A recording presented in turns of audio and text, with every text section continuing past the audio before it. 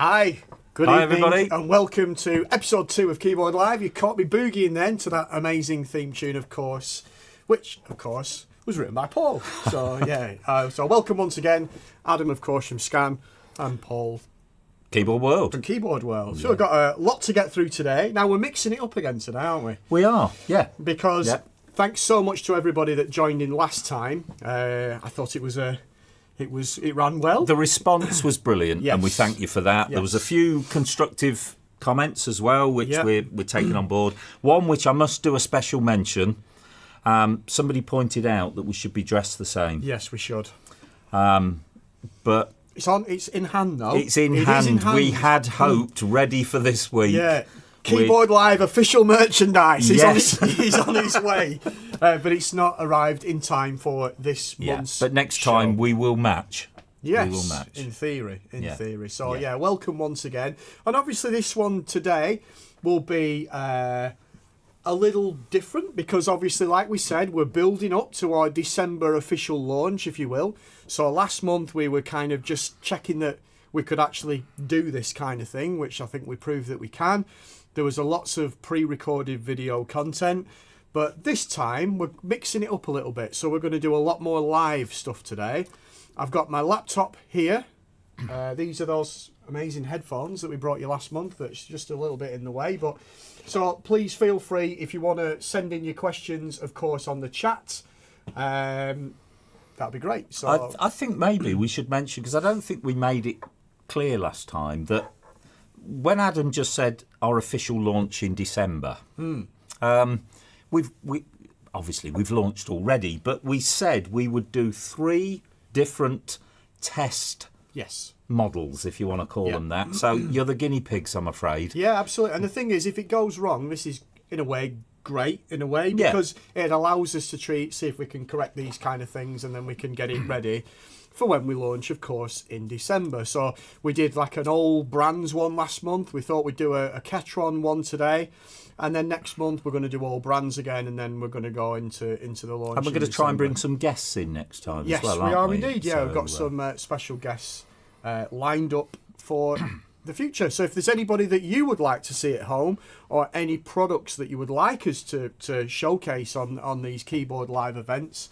please let us know. The site shop is also live, so if there's any products that you see today that you want to buy, what we're going to do is evolve that over time, so any products that feature on a Keyboard Live will exclusively go into that shop.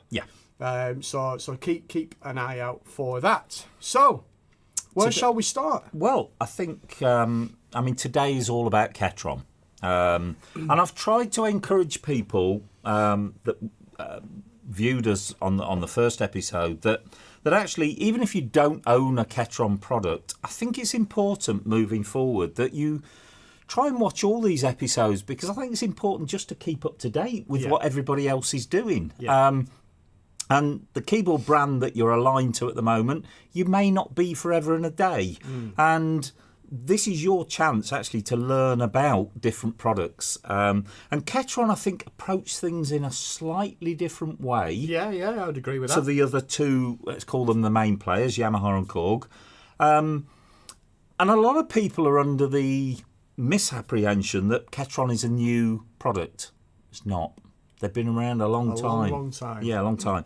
They actually started in, I think this is correct, 1981. In the Ancona area of Italy, and that region, I've been over there many times. Me too. On business. There is an area of Italy that during the boom period of organs and then the early days of the keyboards and accordions, almost every manufacturer, you could have thrown a blanket over them. They were all within like a 5-6 mile radius. It's a fabulous part of the world, and that is where Ketron are based, just outside Ancona. And any of you with good memories may remember a product called Sultan. And Sultan was very popular in the sort of early 80s. And if you look at a Sultan product, it had Sultan by Ketron Labs. And Ketron used to do a lot of the technology for the Sultan products. But then eventually they branched out into their own series, and they had a very, very popular series called the MS series. And actually it really took the market by storm, because the one thing that Ketron had, and it remains to this day, is that incredible live feel. Even their early products, you heard them and it had this real live feel about it that literally made you, wow. And the style section was always a standout feature on Ketron products. And it's evolved, and it's evolved like every other manufacturer.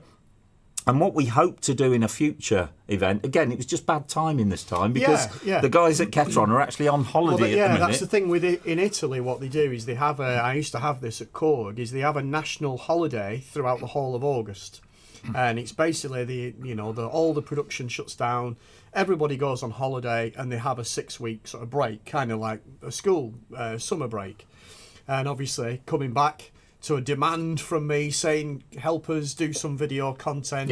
But yeah, it's something that we're gonna evolve over time. And obviously, if you find that you are liking any elements of the show that we do, like I always think like a nice kind of like the history of Korg, the history of Yamaha, the history of Ketron. It's an interesting thing for the hobby that we all share and we enjoy, of course. And it's something that we will evolve over the coming weeks and months. So look, it's evolved into the current series we have today, all under the umbrella of Event. It's Ketron Event. But it's actually a product that's in 4 different guises, really. And we'll cover them all today. We start with the EVM module. Very unique, and the only module of its type. Currently on the marketplace. We then have the Event X, which it's this literally without the keys. And again, Ketron are the only arranger manufacturer currently offering the option of modules, and we've got it in 2 forms. The other 2 are the same product really, but we've got a 61 note, and as we've got here, the 76 note. And we're going to be going through that. But what I did the other day, I sat in my studio back at home, and I thought, how could we start today's show? And I suddenly thought about, what if I just pick my top 10 highlights and just talk about them all briefly, and then the rest of the show will be me and Adam live actually dissecting my favourite features. Obviously, even in sort of 2 to 3 hours today, we haven't got time to cover everything that these instruments do. And the thing with it is, you can see, of course, all the Ketron products on, of course, scan.co.uk. There is more than the Event, because, of course, like James has said, he's got an MS60 somewhere. They still do things like the SD40 and some of the smaller modules, even the one that you were talking about before. I've had a Ketron module for years. It's called an SD2. Still available. £170 on the scan.co.uk. It's basically an external sound card for your computer. So if you play MIDI files, rather than relying on what sometimes aren't the greatest sounds within your computer system, you can actually guide it to play through, and you maybe not quite these sounds, but you will get a very high quality MIDI file, and it's just a tiny small box that you can put next to the computer. So you will see, of course, at Scan, we do all sorts from the Ketron group. So we do all the stands, we do all the foot switches, we do the bags, so there's loads to look at, of course, on scan.co.uk. But the Event series is kind of their new range of instruments. It's their new wave, and we will cover them this afternoon for you. So why don't we start with that video? Because I can go and have a sit down. Which video? Because I've got another video. I've got a special guest that has actually sent us a message. So some of you that have say for example, just to explain a little bit about my history with Ketron, if I may. So obviously, as many of you know, I used to work for Korg. And part of my role at Korg was to venture, of course, over to the Emerald Island in of course, Ireland. And you see Korg, of course, there, because obviously that's what I was there to sell. You've, of course, got Yamaha. But the major player in Ireland is Ketron. And it was only when I came to Scan and I saw the success that Ireland were having with these amazing products, I said, right, who's doing Ketron? We need to see if we can showcase these amazing instruments. And that's kind of my history with Ketron. But for many of you at home who are thinking, right, let's find out about this Ketron, and you might Google it. Of course, you might see a video of me talking about Ketron. Of course, you'll see Paul with all Paul's content. But you might see one other chap, and that's this chap right now. Here we go. Which video is it? It's this one. Let's see if this works.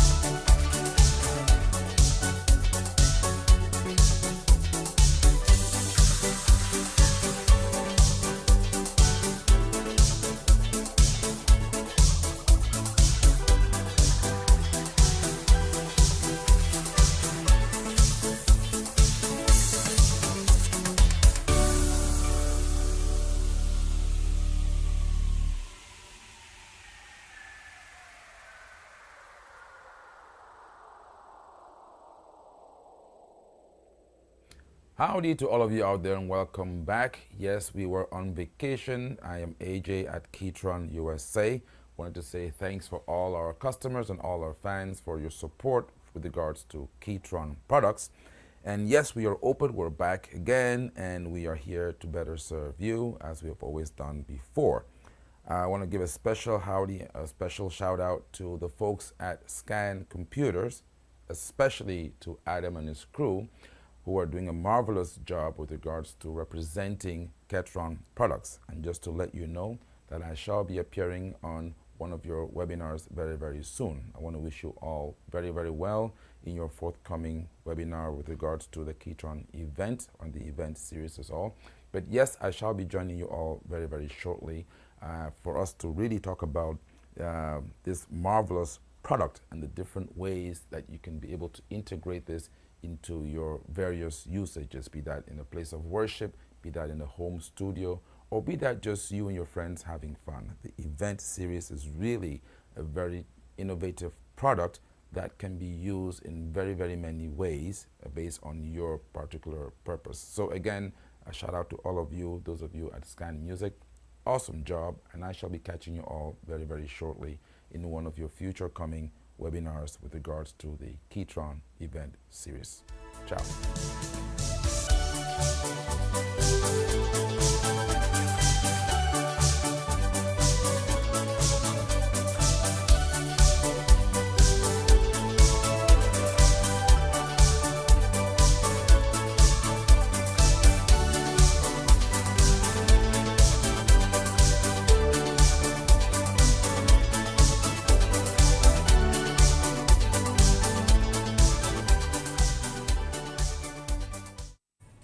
You know, wasn't that nice of him to do so that? That was great. So Yeah. thanks, AJ, for sending that. So AJ, just for those of you that don't know, looks after as we look after the Ketron products in the UK.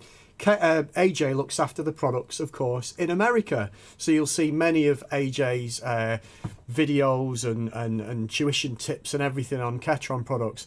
And what's been really lovely from AJ's point of view is the help he's given us in what does this button do, what does that button do, and most importantly, AJ has got some amazing style packs and sounds and things that you can buy. You can see there he's on, I think that was Pro Pack 7, I think the video was, which is his later one. And there's some wonderful, wonderful things there. So I think it's important, just for the future moving forward, as AJ is, you know, people know him as Mr. Ketron. He's going to be joining forces with us just to help and showcase who he is and the support that he does. And the packs that he offers. Do you think we should just go by initials?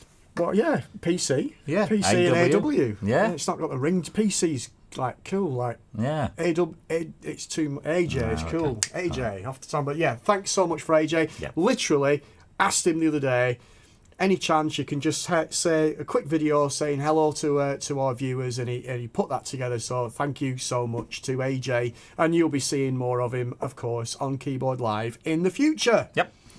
Right, what are we doing? Well, let's do the other video. We're done? Yeah, I think so. Right. Yeah. Now let's do the other video. This is the only sort of other pre-recorded bit really here today, apart from a couple of music examples. But this was me just sitting down and thinking, what are my 10 standout features on a Ketron? And as I say, we're going to go through them. It runs for about 20 minutes or so.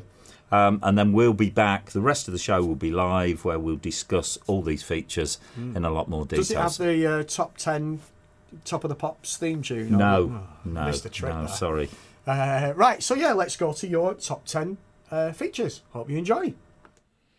Well, yeah, look, it's Paul with you here from the studios at Keyboard World. I'm back in my own studio now. I sat down, and really what I wanted to bring you was my top 10 standout features of Ketron event. Now, these are in no particular order, but these are 10 features which I think make this product stand out from the crowd and make the Ketron just that little bit different from what the other manufacturers are doing. So it's my chance to be a DJ and count down the top 10. I've always wanted to do that. Look, I'm here with my Ketron event 76 note. But anything you see on Keyboard Live today to do with Ketron is relevant whether you own an EVM module, the Event X module, or the 61 or the 76 note version of the event keyboard, because effectively the event is a product that is available in 4 different forms, basically. But everything we talk about is relevant to all of those products. So, yeah, sit back, relax. I'm going to scoot through this reasonably quickly, and then it'll be back to me and Adam live in the studio, basically to dissect all of these 10 features and take you through them in a little bit more detail. So here we go with my top 10 Ketron event features, and I have to start with number 1. One of the standout things for me when I very first heard the Ketron was just that live feel of the sound and the styles. And it's what Ketron are renowned for over the years.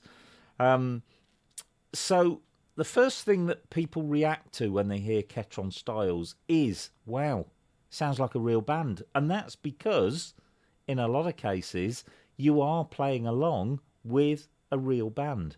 We have real parts, we have live parts, as well as the MIDI parts. Now, the other manufacturers rely very heavily on MIDI for style programming, and please don't get me wrong, there are some wonderful styles out there, because there are some incredible MIDI programmers out there that have really stretched the boundaries of what you can actually do with MIDI programming. But on the Ketron, whenever you see the word real or live next to a style, you are immersing yourself in a live band or part of a live band. We still have MIDI styles on here. We have styles which are a combination of real parts and MIDI parts. And I will tell you the difference in one of the other points about the difference between real and live. But let me just give you some examples. Have a listen to this country rock rhythm.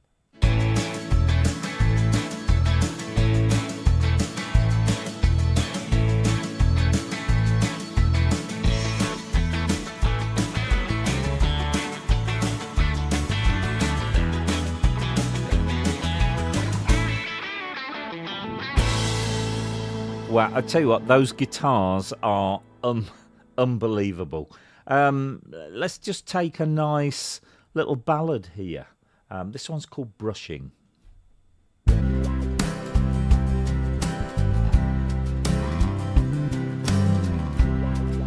Don't know if you can hear what that bass player's doing there. Some fabulous little bass lines.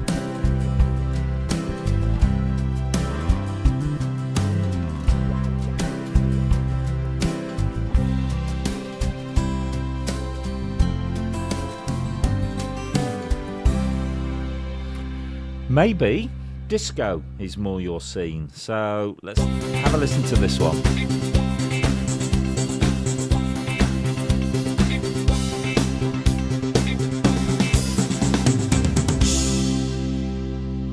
Those sort of disco funk guitars going on in the background. How about something more gentle? Just a nice little bossa nova. Live drums, live bass, live guitar. Whoops. Let's actually select it. There we go.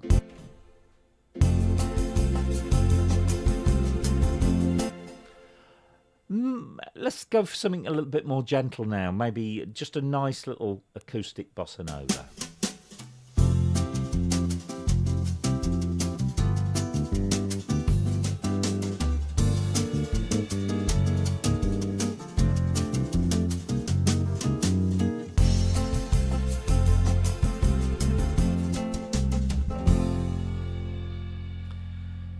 And the thing about these real styles, because they're not over quantized, in other words, they haven't been made so clinically accurate, that little sort of very slight offbeats and things like that, that's what makes it so live, because a live band, that's how it actually sounds. Let's just do a couple more. Let's go into the rock section. Have a listen to this harmonica in this nice little shuffle blues rhythm.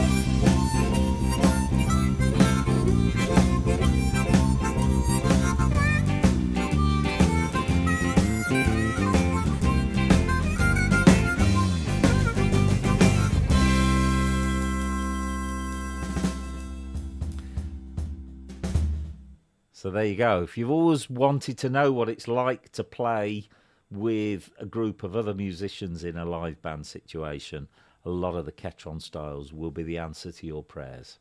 Let's move on to my choice number 2. So coming in at number 2, this is also associated with the real parts and the live parts, and it's the fact that anybody, and I do mean anybody, can create almost endless new styles without any programming knowledge whatsoever. Let me choose Fingerstyle, which is in the unplugged section. It's just a lovely guitar ballad.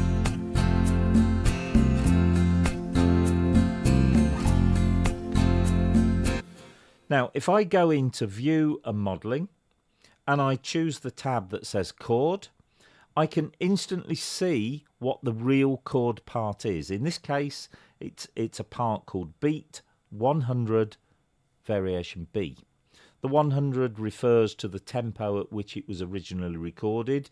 You can go a little bit either side of that tempo. You don't have to set the tempo to exactly 100 for that to work. So let's just have a listen to it on its own. So if we take that real part and we solo it, that is the guitar part. So now I can audition different guitar parts.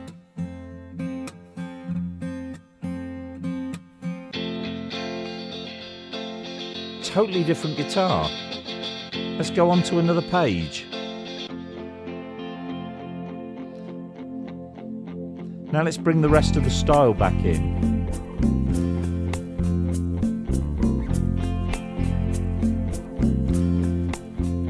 So we've completely changed that style. We don't even have to stay in the sort of ballad guitars. Let's try something totally different. Let's go a little bit further on here, and we'll go through to where we find the country guitar parts. Let's try country beat.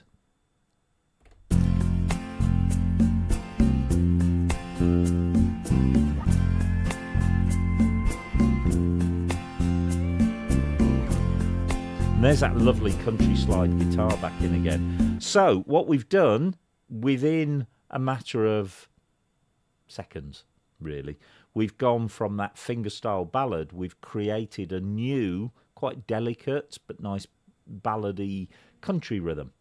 When we come to point 3, I'll show you how easy it is to save everything on here. Number 3. This is about saving. I just find this so intuitive, the way this works. Let's carry on from where we just left off. We changed that fingerstyle to a nice little country ballad. And I've still got that screen on. I go to save. Save as a user style. It highlights that already because it knows we're working on styles. And we can either just save and it will save it with the same name, or save as enables you to give it a name. I just love this way. If we were working on a sound, for example, which we will come to all this in a minute, but let me just go into the sound edit menu and you press save, it automatically knows you want to save a user sound and it comes up with the relevant page. If we were on the main screen and we press save, we can either save a user style, a registration, or a performance, which again I'll cover.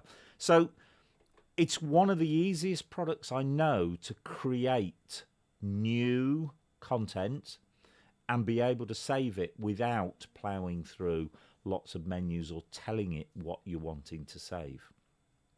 So that's my number 3. Let's move on very swiftly to number 4. So my choice at number 4 is the way the sounds work on here. If we look at the panel, we have voice 1, voice 2 and drawbar. So you would assume that you can mix 2, let's say, orchestral voices together and add the drawbars. Actually, nothing could be further from the truth, because voice 1 and voice 2 can be single voices, layered voices, either 2 voices or 3 voices. Let's just go on to the main screen, and I'm just going to press where voice 1 is, and I'm just going to choose strings, and I'm going to choose bowed strings here. If I want to see the makeup of that string or edit that sound, you just do a long press on the name of the sound. You then enter 7 pages of voice editing, and I do like this as well because all the things to do with the sounds are there. And if you have a look on page 1, we have 3 different layers showing. We have bows, we have violin section, and we have first violin. And we have a red on-off switch, so I can actually mute temporarily any of those parts if I want to, so we can just go back to the 1. I can switch that on. I could change that violin section. So easy. You just tap where it says violin section, and I'm going to change that into classic choir. Exit. We now have a new sound, bowed with classic choir.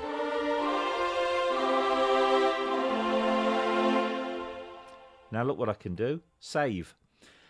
As we said before in the previous point, it now knows I'm saving a user sound, and it's saying the name, which we can change, which group do I want to store it in, so yeah, strings, and you find the next empty location. Save if you want to keep the name the same, or save as if you want to create your own name. So again, we're having a nod back to the previous point there, but I could bring another sound on, just tap there, and I could change that maybe to piano. So I'm going to go here. What shall we have? Let's choose Classic Grand there. And there we are. You can alter the volumes, and I will show you very shortly how we can go through and we can alter all sorts of elements of that sound. But that's how quickly you create a new user voice.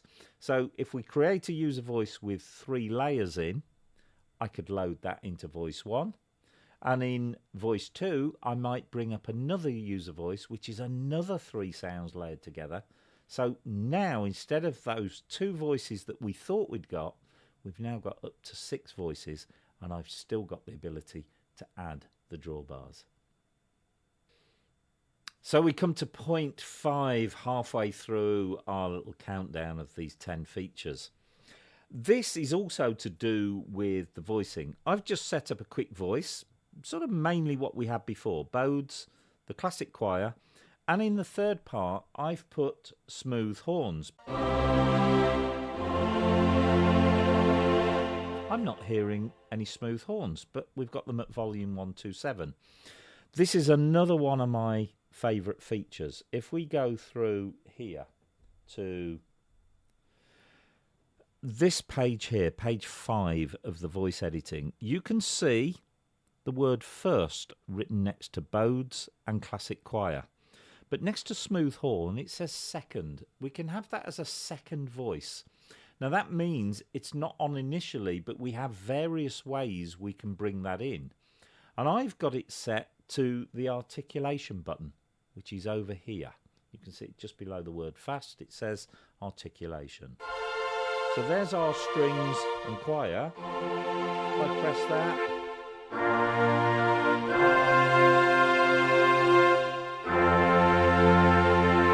then I can bring the horns in. I can do this in lots of different ways. I can assign it to a pedal. I can put it on the modulation wheel. So why don't we change this here to modulation wheel.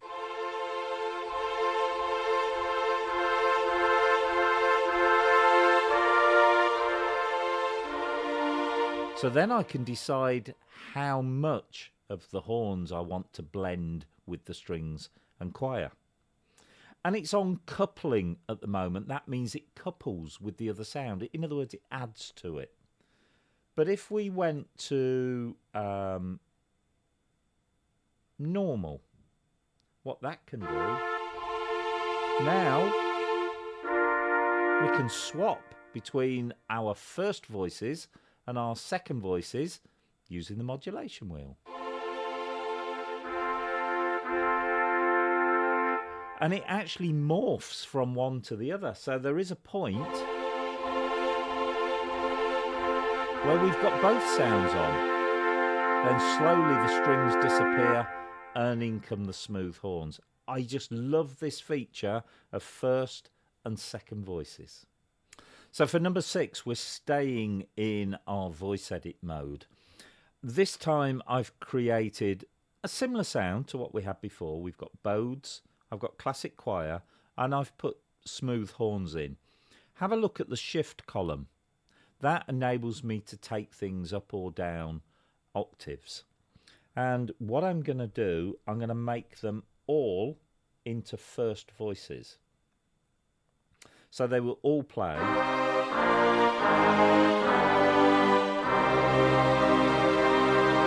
all the time. But if we go back to our page 2, we now see range and velocity. And hand on heart, I've never found an instrument as easy to set different zones, splits, creating splits if you want to call it that way, and doing some velocity changes on certain sounds. Let me show you.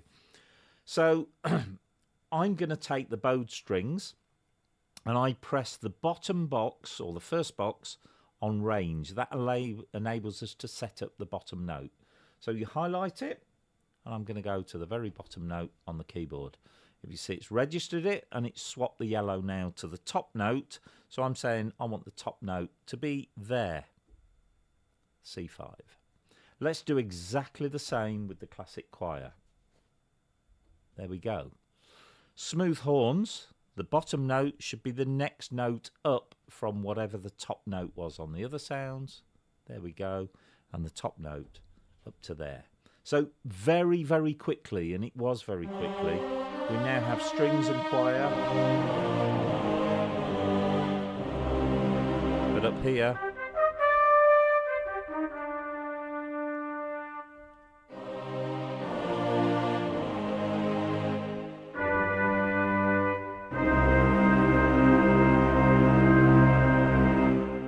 created a split. It is that quick.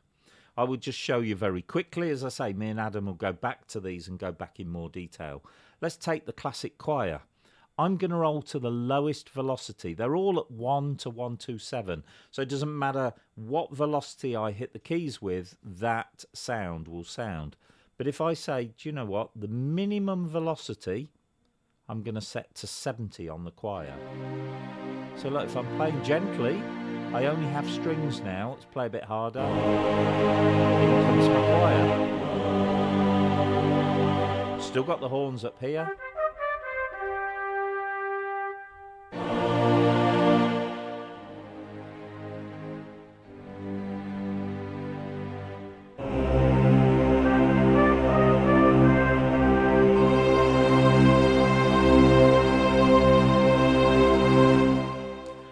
Very, very flexible and very easy to do. Number 7, and this is something that caught me out when I very first started using the Ketron. Again, I made the mistake, a little bit like the voices, you take for granted what you think you're seeing. And I looked and I thought, yeah, we've got a fill and we've got a break. So we've got one fill in, one break. And what's this variation here? This is how powerful the style machine is. A, B, C, D. It's typical, I think, we have 4 variations on a style. But each variation can have a variation. And you can actually assign what you want to come in on that variation. So effectively, you have 8 different variations at your fingertips there. And with fill and break, if we look at our main screen, in the bottom right hand corner here, fill and break, and if we press on that, we can now see we have 4 different fill-ins and 4 different breaks as well, and we can use those manually from here as we want to.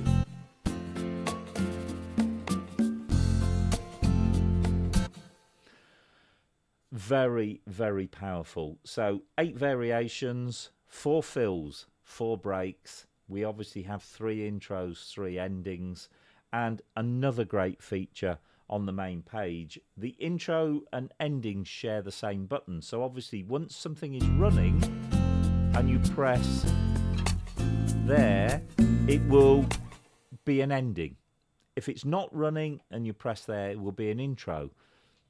But on the other makes, we can use the intros again midway through a tune as like a little bridge passage, or you can on the Ketron as well, because at the bottom here, in-end swap.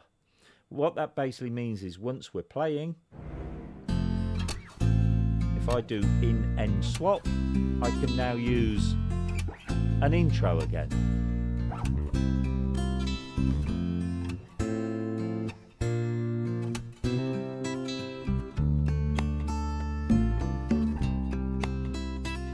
Going to come back in with the main part of the style again now.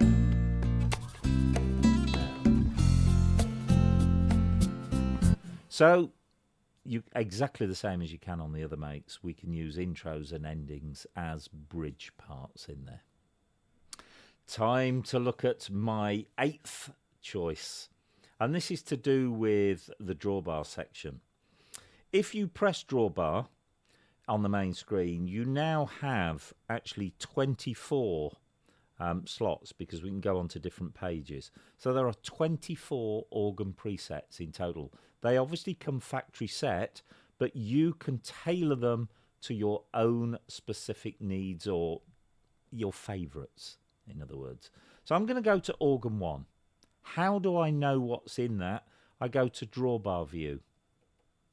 And I can see on the screen, and I can use the volume sliders temporarily now as drawbars. So I like a sound which is the first 3 drawbars out. But I can hear that key click. I don't want that amount of key click. So I'm going to go into the key click dial and I'm going to take that back down. So I've softened that sound right up. I could, if I wanted to, I can alter a little bit more about the overdrive. I can alter the reverb. I can go into the rotary speaker and I can change speeds, depth of the high rotors, the low rotors, sound reflections. I can do so much with this, but let's just keep it simple for now. There's my drawbar sound. I've taken off the key click. I go to my friend the save button, and guess what? It knows we want to save an organ sound, so it's saying save organ 1 to organ 1, save. So I've now updated organ 1 with my preference, and I can do that for all 24 of them. And this is brilliant because you have full control. You have vibratos, you have choruses, you have percussion, you have key click, as we've just seen.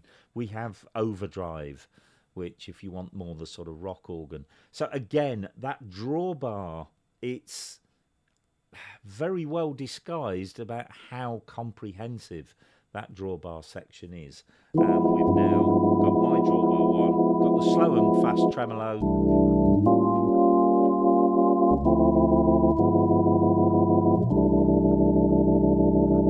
Great organ sounds, great flexibility to be able to put your favourite settings in there. So we're almost there with our countdown, but now on to point 9. And this is, generally speaking, how easy I find this instrument to work in a live situation. Now, by a live situation, what do I mean by that? I really mean on the fly. If I don't want to, go into pre-programmed things, etc., I can move around this keyboard and I can do things very, very quickly. First of all, let me show you how the registrations work. So if I press registration, you can have any number of song titles. And for each song title, you can have 8 setups. These song titles, they could be song specific, or it may be a certain theme. You may just put waltz or foxtrot and you put 8 sounds that go with any waltz, etc. So I've got good, bad and the ugly, and I've got 8 settings available, and I can literally just go from one to the other. These setups, let me just remind you, they can be one individual voice. They could be a user voice, which is 2 voices layered together. It could be a user voice, which is 3 sounds layered together. It could be a combination of voice 1 and voice 2, which of course then could be anything up to 6 voices layered together. All instantly available just by pressing the one button. It could be 2 voices with the option of bringing in the 3rd voice, or we call that the 2nd voice, so I don't want to confuse you, but we could set something as a 2nd voice, and we've got the option, as we looked at before, bringing that in with the articulation button, the modulation wheel, or assigned to a pedal. So it could be one sound initially with the option of creating another sound or a variation on that sound, but within the same setup. It could be a split voice. I've got one here, good, bad and the ugly split.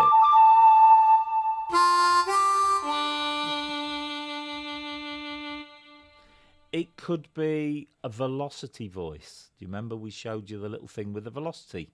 So maybe you could have a nice vocal sound and you could bring in a brass shot using the velocity.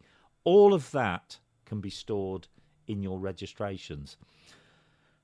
If you want to use that set of registrations but with a different rhythm, then you have a lock button straight in front of you that will lock that bank of sounds while you go off and do that.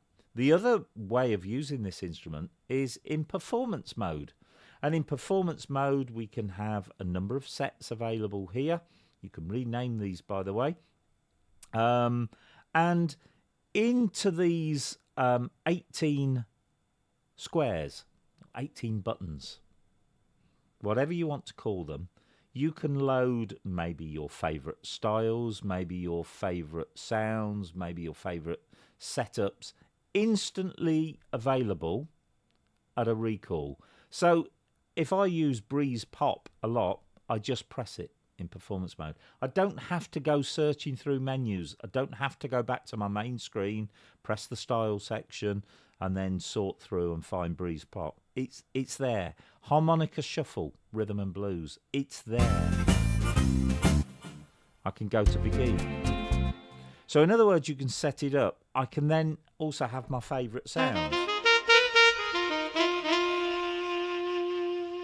So just think for a minute how flexible this is. I can choose my harmonica shuffle. And then I can say, right, I want my whiter shade of pale organ sound.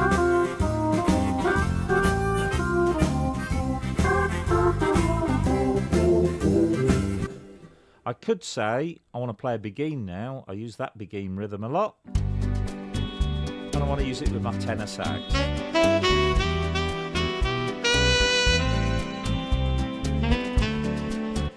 So performance mode is just so easy, it's so tactile, it's so live, it's so instant. So that's point 9, just the way you can use this instrument on a live, on the fly basis. So here we are, we've reached the end of my top 10 features. Of course, these aren't the only features, and during today's Keyboard Live, we're going to be covering lots more, and we're going to be going back to some of these in a little bit more detail. But my point 10 is just the build quality of these instruments. Now, that's nothing to do with any of the features. It's the fact, I love the fact it's metal casing. It's a very high quality keyboard. These are high quality beds you get in here. Even the EVM module, the casing is metal, and I just love that. It feels quality. Yes, of course it makes it a little bit heavier, but even this sort of bar underneath the keyboard here, it's metal, and I love that because it, like, as I said, it feels professional when you're actually sat at it. It's not, dare I say it, plastic. So that concludes my top 10 count. Oh, do you know, I have really always wanted to do this. So I hope that's all made sense to you. Back to myself and Adam at the studio when we'll look at all this in far more detail. There we go. Thanks, Paul. Yeah. Thanks, Paul. That's, yeah, I like that. I like that because a lot of people, you know, don't realise how, you know, things like you presume, don't you, because you also might be using a Genos 2 or a Korg or whatever, and you're used to things like upper 1, upper 2, upper 3, and you look at this on the panel and you think, oh, so they got voice 1, voice 2 and drawbar, it's not as good. But then when you break it down, it's actually, you can do a lot. I think if I'm honest, Adam, I'm as guilty as anybody, because there's been a lot of years when Ketron's been around and I haven't given them a second look. No. Because we got used to the fact that the market was ruled in a way by Yamaha and Korg. But actually, as Adam pointed out with Ireland, but also in a lot of other countries, Ketron is a massive, it's huge setup and an incredibly popular keyboard. And when Adam first reintroduced me to Ketron, he came down and he bought the EVM module. If I'm honest, for the first week or so, and that's my lack of knowledge, really, but the more I've sort of delved into it, excuse me, and you discover the hidden power of this machine, it's incredible. And I will say in front of anybody, I genuinely haven't found a more intuitive instrument to get round. It's a little bit different, and yeah, it took me that first week or two just to get into the Ketron way of doing things. But like you probably just saw on the video there, when you want to edit a voice, having 7 pages, it's there. You haven't got to go off elsewhere to find things. Everything is straight in front of you. I love the way it saves. I love the way that anybody can just create a style. I'm going to get you to do one in a bit. Yeah, well, that's fine. I mean, that'll prove anybody can do it. No, I mean, thank you. But one thing, I mean, it's great. I've seen some of the comments that you've got. that you've got coming in, showing me, you telling me your favourite features, which is great. You've got a question there about can you use this as a standalone with a band? Is it easy to do? It's absolutely easy to do. And one thing that, Scan as a company are huge, and maybe that's something we can maybe do in a section later where we talk a little bit about Scan and who we are, because we're not a high street music shop, shall we say. And whereas I am brought into Scan to look after, of course, keyboards and pianos, and of course you've all met Tom. Tom looks after headphones and monitoring, and we've got someone who looks after PA, we've got someone who looks after drums, and we've got guitars, and we've got all these different specialists, if you will, in their own given area.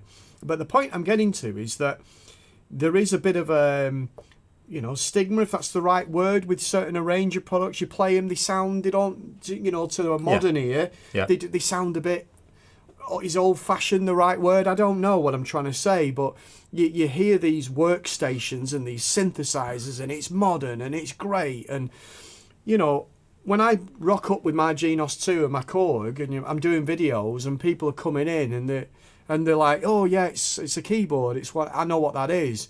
When I plug the Ketron in, they come in and go, what's that you're playing? Because let's tell the truth. Tom did today. Well, yeah. Tom will be back on shortly. But, I mean, Tom actually put his head through the door and he said, it's a no-brainer. I can hear the difference straight away. And when that comes from somebody of that calibre, it means they've got it right. Yeah, I mean, like I said, you're not... It's difficult to understand, really, but if you think of a Genos, which we all know is great, we think of a PA5X, which, as you all know, I love, it's a great product. But what you're hearing is when you play a note or you listen to a style, you are listening to lots of minute little recordings of the real instrument, yeah?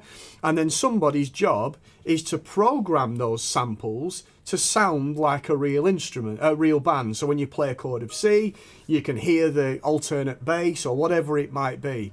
What you're hearing with the Ketron is you're hearing real bands play, not single notes, literally play, and it can be minutes at a time. And let me show you an example.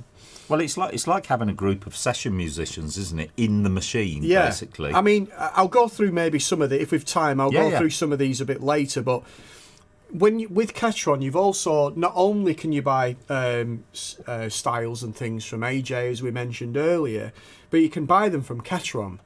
And they can be quite expensive, but they are absolutely incredible. You are hearing real bands play.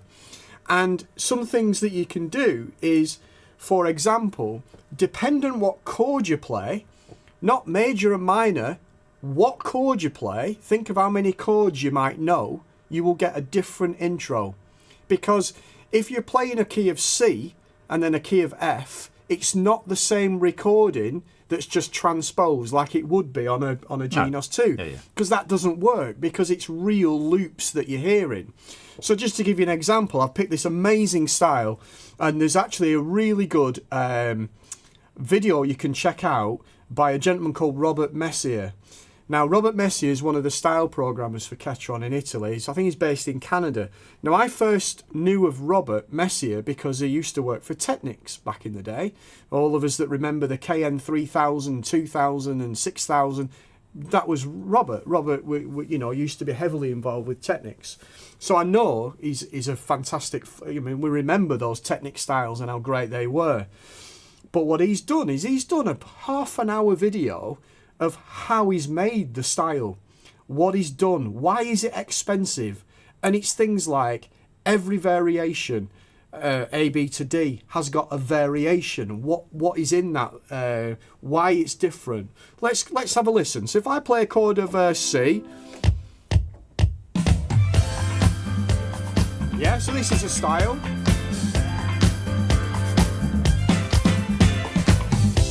Yeah. Now let's do it with a, I don't know, G minor.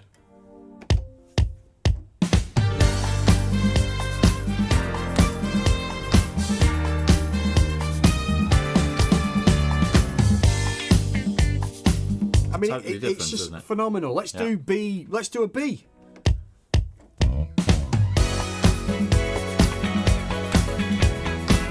every single chord is a different intro. Wow. Let's just, think about that. How amazing is that? That every single chord is different. You can even get styles that go even further than that. Check this one out. A minor chord.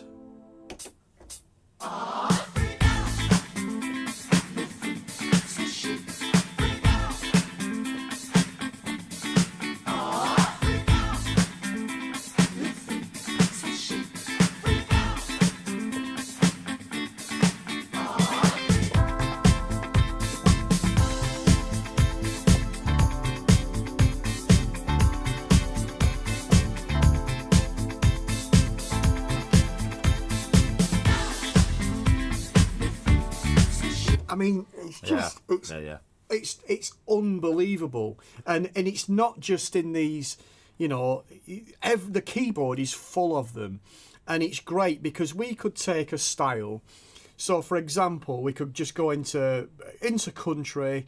What shall we pick? Do you want to pick a style for me, Okay. Paul? Go that one, on the road. On the road. Okay, so let's listen to the style as it is. So if we listen to it, and we'll go through the variations. We'll start with A.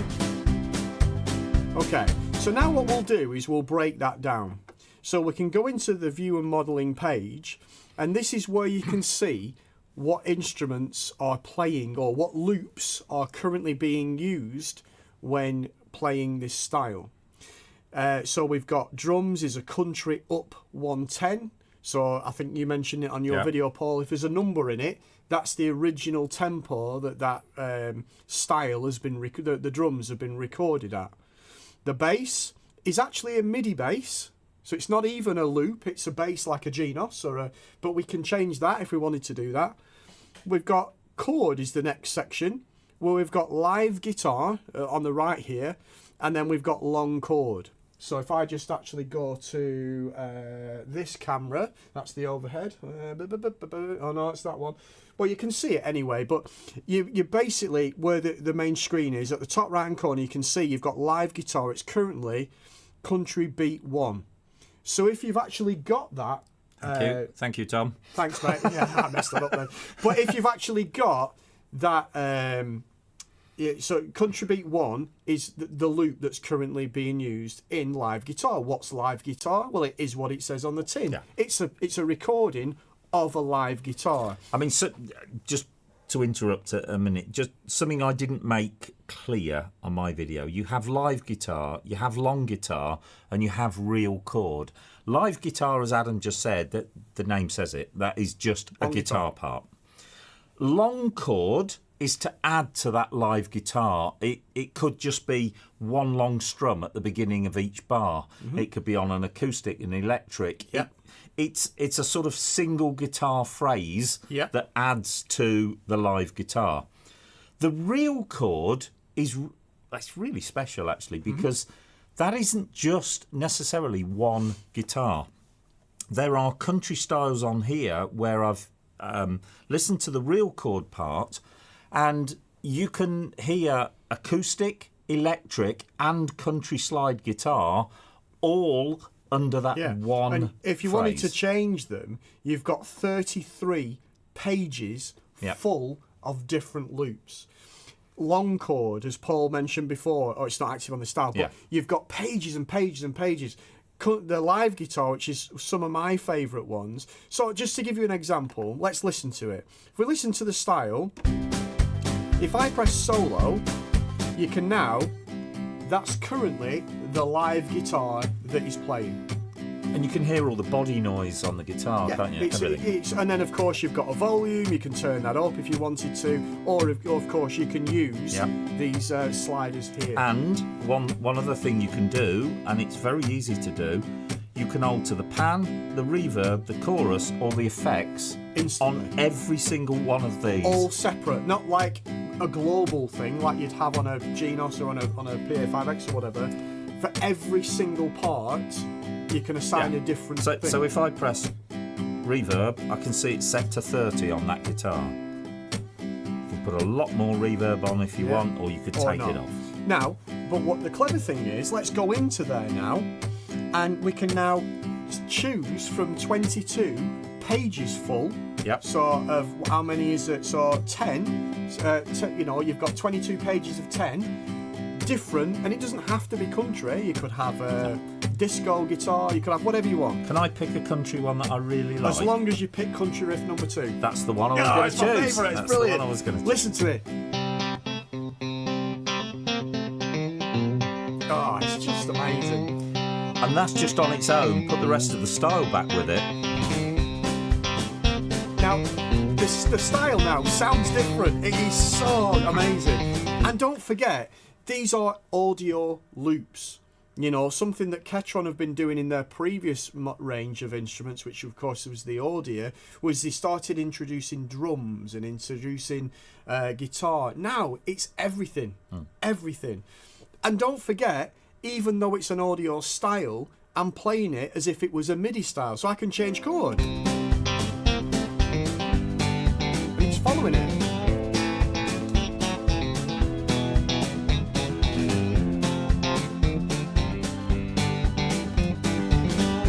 Yeah. And what you've effectively done is create a new style, and that's what I was saying on the video. And at that point, if you just go to save, what does it do? It highlights user style, and I could just press save, and it will save it with the same name, but in the user bank. Or you go save as, and maybe put your initials after it, so that you. Or if it's for a particular song, you put the name of the song. We all know what to do. But this is the clever thing. Now, at the moment, I can't remember what I've done, but let's just, you'll see what I mean in a minute. If I move to variation B, it's now gone back to what the preset was. If I then want to bring that guitar back, go to A again, it's back again. So you can actually decide yourself if you want to change. I only want to change it for variation C. I only want to change it for variation D. I only want to change it when I press a fill-in. It's entirely up to you. You can be... So something like that country riff, which is very specific, isn't it? It's absolutely brilliant. But whether you would want that on in all the variations, I don't think you would. No. You bring it in on one particular variation to give that variation the ultimate lift. Yeah, it is so clever. And this is why I think, at the end of the day, you're not hearing a keyboard, you're hearing a real audio arranger. You are controlling the band. You know, in essence, you've changed the drums, you can change the bass. Like before, I don't know if this is going to work, but it's live, so let's run with it. The bass before was a MIDI bass. Yeah? Let's listen to it. Sorry, let's take so long for a second.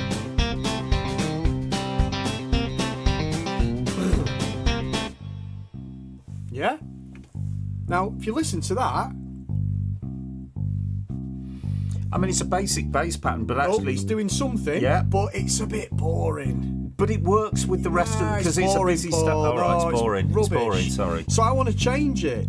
So I want to go into reel here, and let's pick one.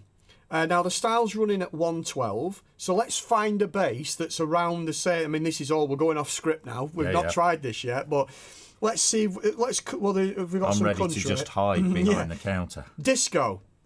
Yeah. Or we could pick. Let's have a look. What have we got? Why are we not on here? Because you've so low. There we go. I saw the wrong one. So now we've got a disco style. This isn't going to work, is it? No. So let's pick a different one. Let's go for country pop 16.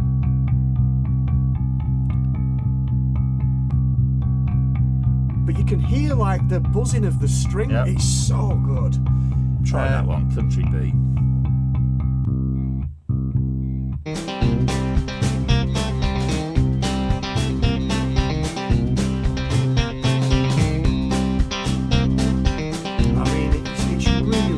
We're picking really basic stuff. Let's go for something like funk.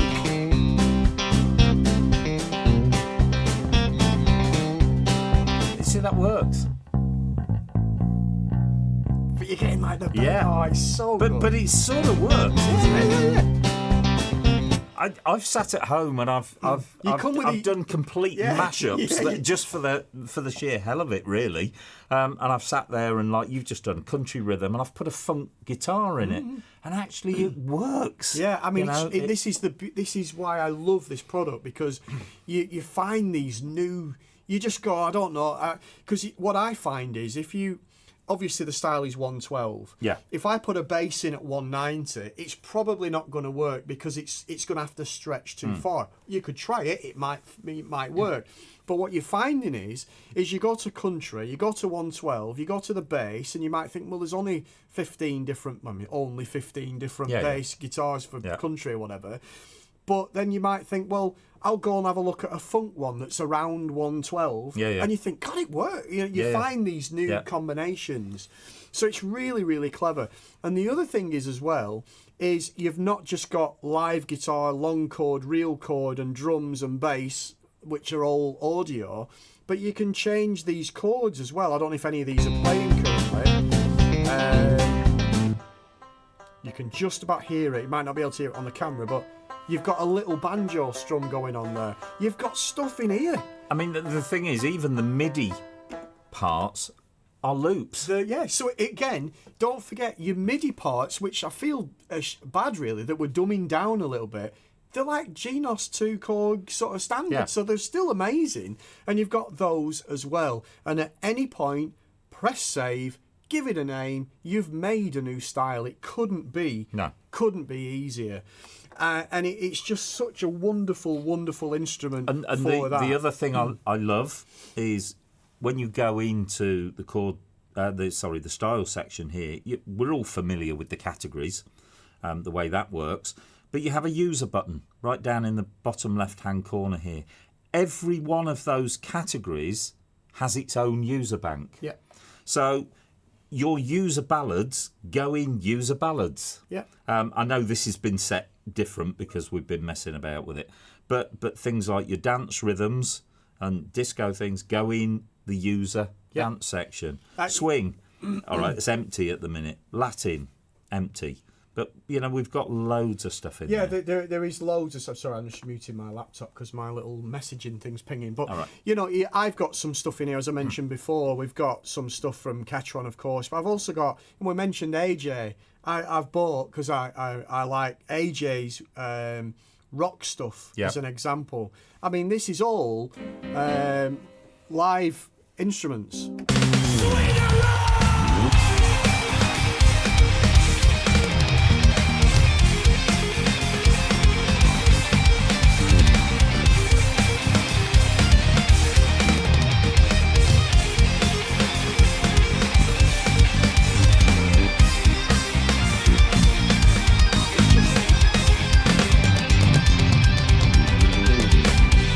I'm sorry, but there is no keyboard that sounds like that. No. And that might not be your style of music, but there's so many different genres of people because it's audio. Yeah. There are so many different. But I mean, we both like. Let's go sublime to the ridiculous. This little flugelhorn samba. Okay. This is just to show it's something a lot more gentle. You do that, and I'll do my flugelhorn samba after, because it's a good one. So, what you'll get in some of the parts. I talked over it. You did. Is that lovely little flugelhorn phrase. AJ's just sent a message. So that's AJ, Captain America. Thank you, AJ, once again. Yeah. So there is every sort of musical style. I mean, we've shown you some of the rock styles and that, but a lot of our customers play that sort of music now. And this machine, what I will say, it makes you want to play. Yeah. It's got that incredible live sound. And I think just before we carry on with a few more of the features, something that's just occurred to me. We very briefly mentioned... Yes, let's talk about them, because let's be honest, many of you that are at home, so while you're sorting that out, but many of you at home maybe haven't got room for a Ketron event because you've already been watching the content that I've been doing and Paul's doing, and you bought a Genos 2, you bought a PA5X, and great, because they're amazing products, as you all know. But you might find that this Ketron event is too big, it's too expensive, you haven't got the room, blah, blah, blah, blah. This is why, again, Ketron really do excel because, of course, they do modules. So there's 2 modules available. I'm just going to step over to the side to grab this. So this is the first one, which is my favourite unit because, of course, I've got a PA5X at home, as many of you know, and I've also got one of these. And what this is, it's exactly everything that we've shown you today, but in a portable version. It's made of metal, it's hard wearing, it's got all the inputs on the back that you would need, just the same as the Ketron itself has. So there you go, you can see it's got the same inputs and outputs in it. You can look, I mean, look at you don't want to see my face, but there we go. You can see the unit itself. It's got all the sliders. It's got all the buttons. It's a fabulous unit. And it's really easy and straightforward to connect it to a Genos 2, a PA5X.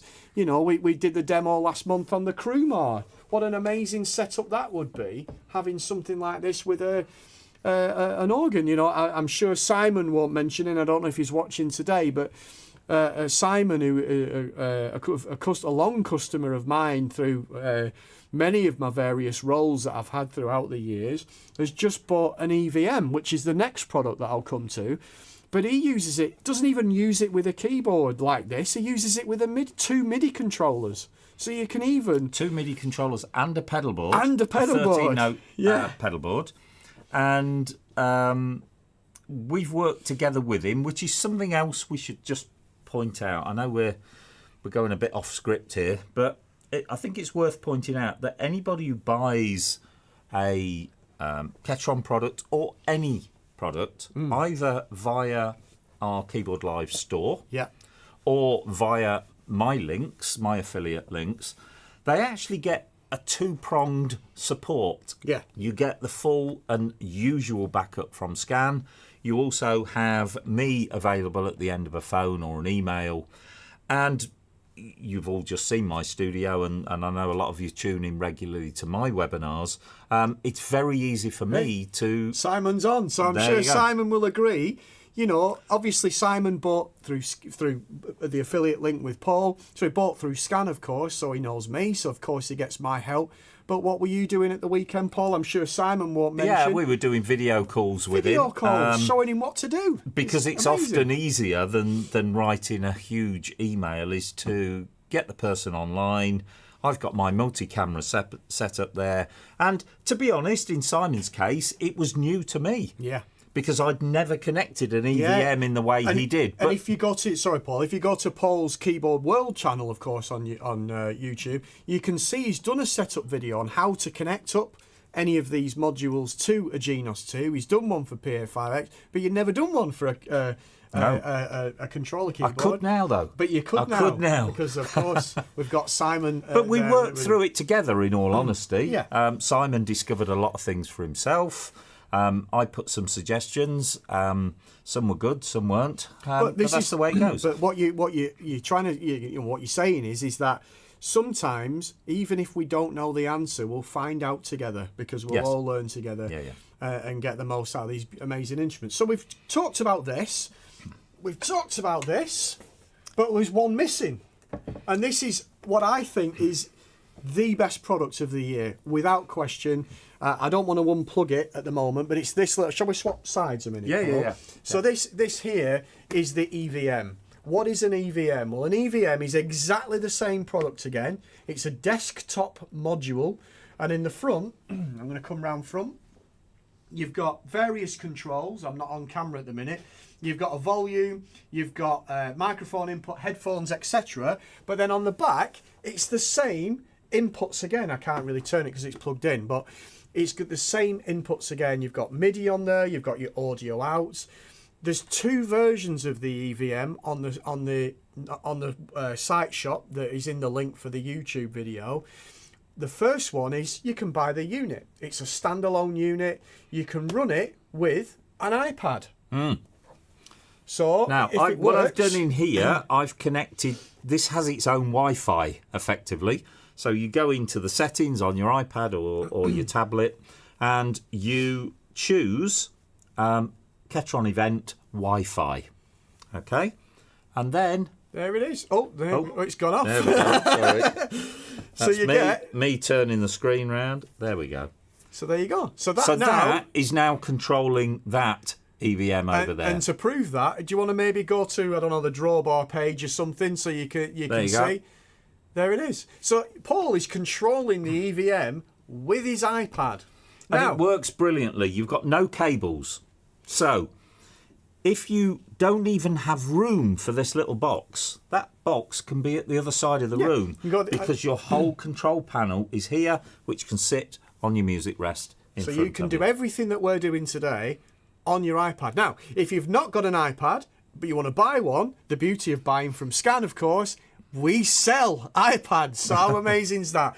But there is another option because maybe you don't want to rely on internet, Wi-Fi, that kind of thing. You might find an iPad's too expensive for you or whatever. You might not want to use an iPad because you're not spending all that money on an iPad when you're only going to use it for this one thing.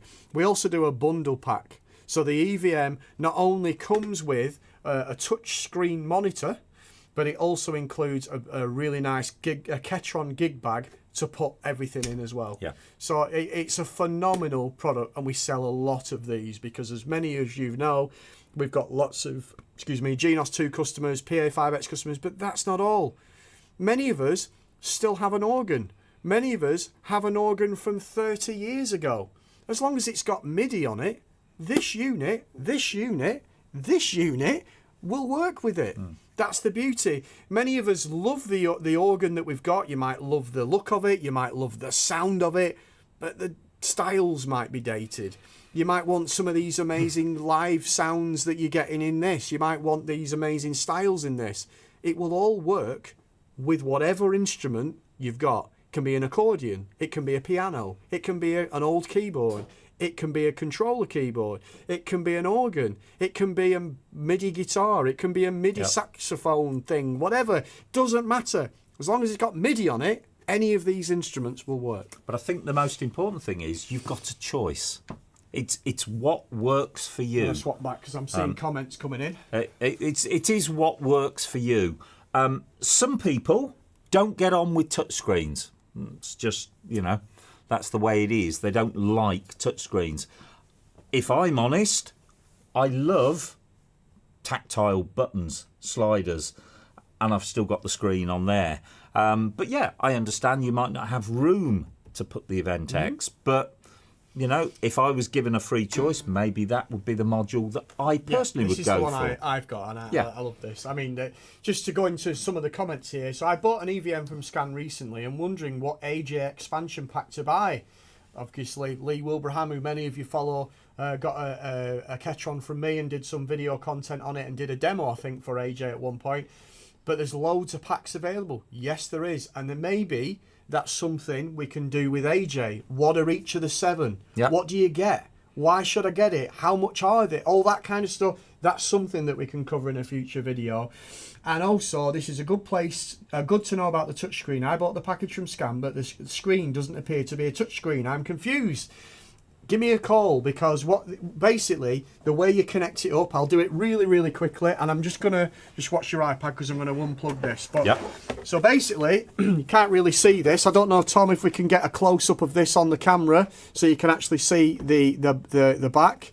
Can I do? Oh, he's on it. Just bear with. There we go. So there you can see.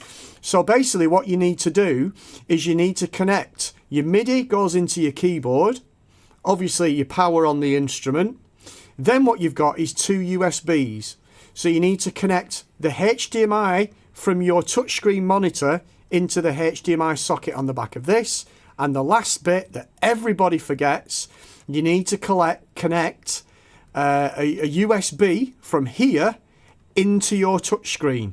If you've not done that, it will not work, because the HDMI sends the picture, this sends the touch. So you need to have that or it will not work. If you're finding that you've done that and it's still not working, there's another thing you need to do, and it's dead simple. All you do is unplug your monitor, switch on the EVM module, give it a couple of seconds, plug in your monitor, and it will work every single time. But if you're still stuck, sequence at which you power them yes, up, isn't it's it? a bit strange, but yeah, give us a call or whatever, and we can easily sort that. And again, that's the benefit. You've bought from Scan. Paul's sat at home with one of these, and I've got what we can help, and that's the thing. It just give us a call. Don't be sat there, struggling. We can easily set you. Arizona Broadband, of course, regular viewer of ours. I have the 12.9-inch iPad connected to an EVM. Wow, what a setup that is. Well, that's that. Is that one? Yeah. Right, you're lucky, you see. And the other thing is, you can do it with your phone. It doesn't even have to be something that, if you're blessed like me with eagle eyesight of an owl, you can literally use your phone to control the EVM. Listen, with my eyesight, I need a 32-inch touchscreen monitor. Yeah. and of course, you again, vacation generation. Again, I'll have another goal. Thanks for that. If not, I'll give you a call. Please feel free to call us here at Scan, or call Paul, of course, anytime. The monitor is a lovely screen. It is a lovely screen because it's not just to be used with your EVM. Yep. It's a monitor. You can connect your phone to it. You can connect it to a TV. You can connect it to a PC. You can connect it to whatever you want. When I first got mine in, before you bought it off me, my touchscreen bundle that I had, I used to use it for work. So I'd have my laptop, and I'd connect the HDMI into the touchscreen monitor, and I've got 2 monitors now to do my work. So you can use it for anything. It's great. I'll tell you what we should do, Adam. We've done a lot of talking. Shall we have just one bit of music? Yeah, and then special guest. Yes. Tom is back. So obviously, Well, it's not a surprise now, is it? You've told them. I've spoilt it, but obviously last month Tom did, I thought, was the best part, and the comments that we've had from so many of you is to thank Tom for his amazing presentation that he did all about headphones. And if you missed that last month, you've missed a treat. Don't forget, I know these videos are live. The trouble is he's starstruck now. He wants to come on every month. That's it, yeah. I know many of you may have watched it. Some of you may have missed it. Don't forget any of these live broadcasts that we do. Just hit the live tab on our YouTube channel and you can watch a catch-up. So if you missed the beginning, like I think somebody did in the chat, you can catch up later on. Yeah, I think Tom's got an amazing hearing test that you can all participate in. So I'm looking forward to that. But now we're going into a video of you, Paul. Yeah, I just thought we just talked about EVM, and from last month's episode, you all know I walked away with a Krumar. Yeah. You haven't bought anything yet this month. No, I haven't bought a thing. There's still time yet. You need one of these, My wife Paul. took my wallet off me before I left this morning. You need one of these. No, seriously, I love that Krumar, but the Krumar is a drawbar organ. It has no styles on. So I put together a little song, basically just using the EVM as the style machine, the arranger machine, and the sounds. You Are the Sunshine of My Life. Nice, right. Okay? I'm ready when you are. And the Krumar is providing the organ sound. We'll see you very when soon. When we're back, you won't see me, you'll see Tom and you'll see Paul. So, see you in a minute.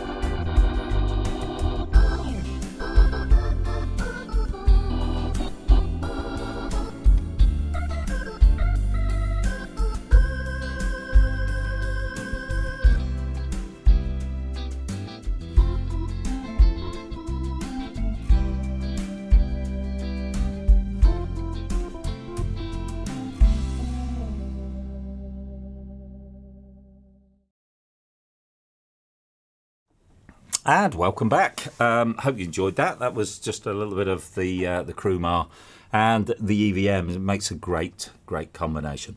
So it gives me great pleasure to welcome Tom back to his own studio yet again. Thank you. And Adam said it. The little segment we did on the headphones, actually, I would say we had more comments about that than any part. And he has got a bit stage struck, bless him. He wants to be here every month now. Well, I am technically here. I'm just... Well, that's true, but you don't have to be part of the show every month. But no, it's a pleasure to have Tom back. And I don't know what's going to happen, but all I know is that Tom has got something very special in terms of a little hearing test. Do you remember in the last episode, Tom talked about if you go for a hearing test, they base it on speech and not music or audio. Yes, absolutely. So Tom is going to carry on where the speech test leaves off. Yeah. I think that's what it is in a nutshell, isn't it? And more than that, we're going to show you how to optimise your keyboard for your own hearing. Yeah. And that's the little tweak we can make. And hopefully this should really improve and for all of us. So what I'm talking today is what we call age-related hearing loss. It's naturally... I have. Paul, all of us do. Yeah. Because naturally, what happens is once you get past normally about 18 or so, you actually start to lose high frequency hearing and it will come down. So when you're around 18, you can probably hear 21,000 hertz or 21k. Yeah. So when you see a lot of ratings on instruments, they'll say the frequency response is 20 hertz to 20k. Yeah. So that just means that a really young person can hear every single thing that this does. Yep. So as we get older, it gradually comes down, and dependent on how well you've looked after your ears, might not actually have any relevance on this at all. This could actually just be something that happens. Well, it's definitely something that happens to all of us. It's just quite how quickly this happens. For a variety of reasons that we don't quite know yet. But when you go and get a hearing test and they measure it like for hearing aids or just to see if you need them or anything like that. Basically, they measure normally sort of 5 or 10 different points, but they stop at 8,000 hertz. And that's because it's the area where speech kind of stops. It's where your S's and your T's and things like that just come out with that little sort of type of sound. So they're just looking at speech intelligibility. Of course, with music, it's a little bit different. And what we really want to do at this point is just think, how can we use this knowledge to benefit us? And with a range of keyboards, because a lot of them have got EQs built in, either for the headphones on their own or for the main outputs, this is going to depend slightly on what arranger you've got. But I think all of them have got a EQ section. Sort of thing. And actually where the tweaking is, it might be done in a slightly different way, but it's going to be a very similar thing. So what I'm going to do is play some tones, and we're all going to find out the point that our hearing stops working. Okay. That sort of seems... Now, I'm not completely confident on the volume of this because it could be really loud and it could not be, but... you lot can, you can tell us about this. So, let's try this out. I'm going to start off, and we're going to start off just below that threshold that they use for the hearing tests at 7,000 hertz. And I think everyone will be able to hear this. I would, even, if you're getting up by 100, you can probably hear 7K. Yep, I can hear that. Yep. So, that's 7,000 hertz. we're now going to take this up, and I'm going to go up in 500 hertz batches. So this is 7.5 or 7.5k. Can you hear that?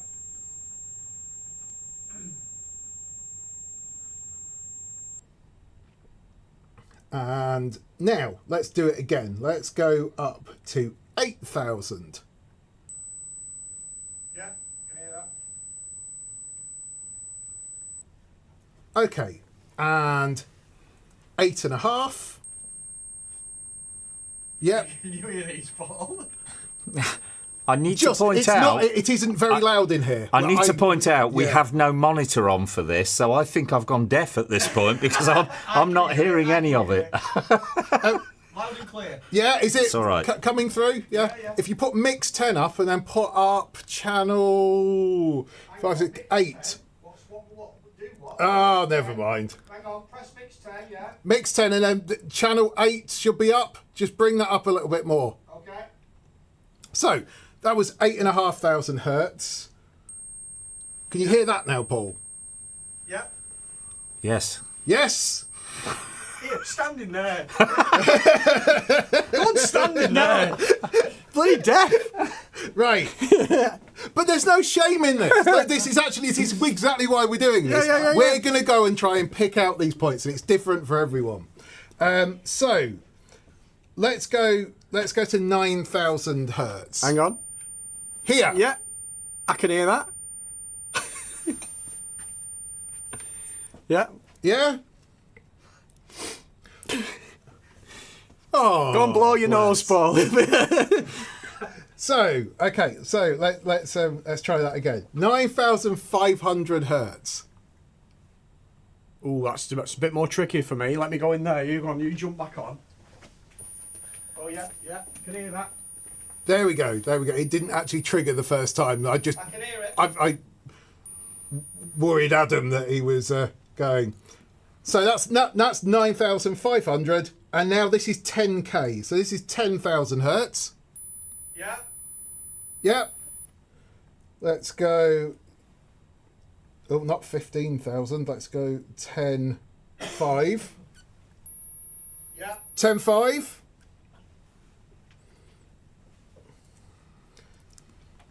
11,000. Just, yep. 11,000. 11,500. Yeah.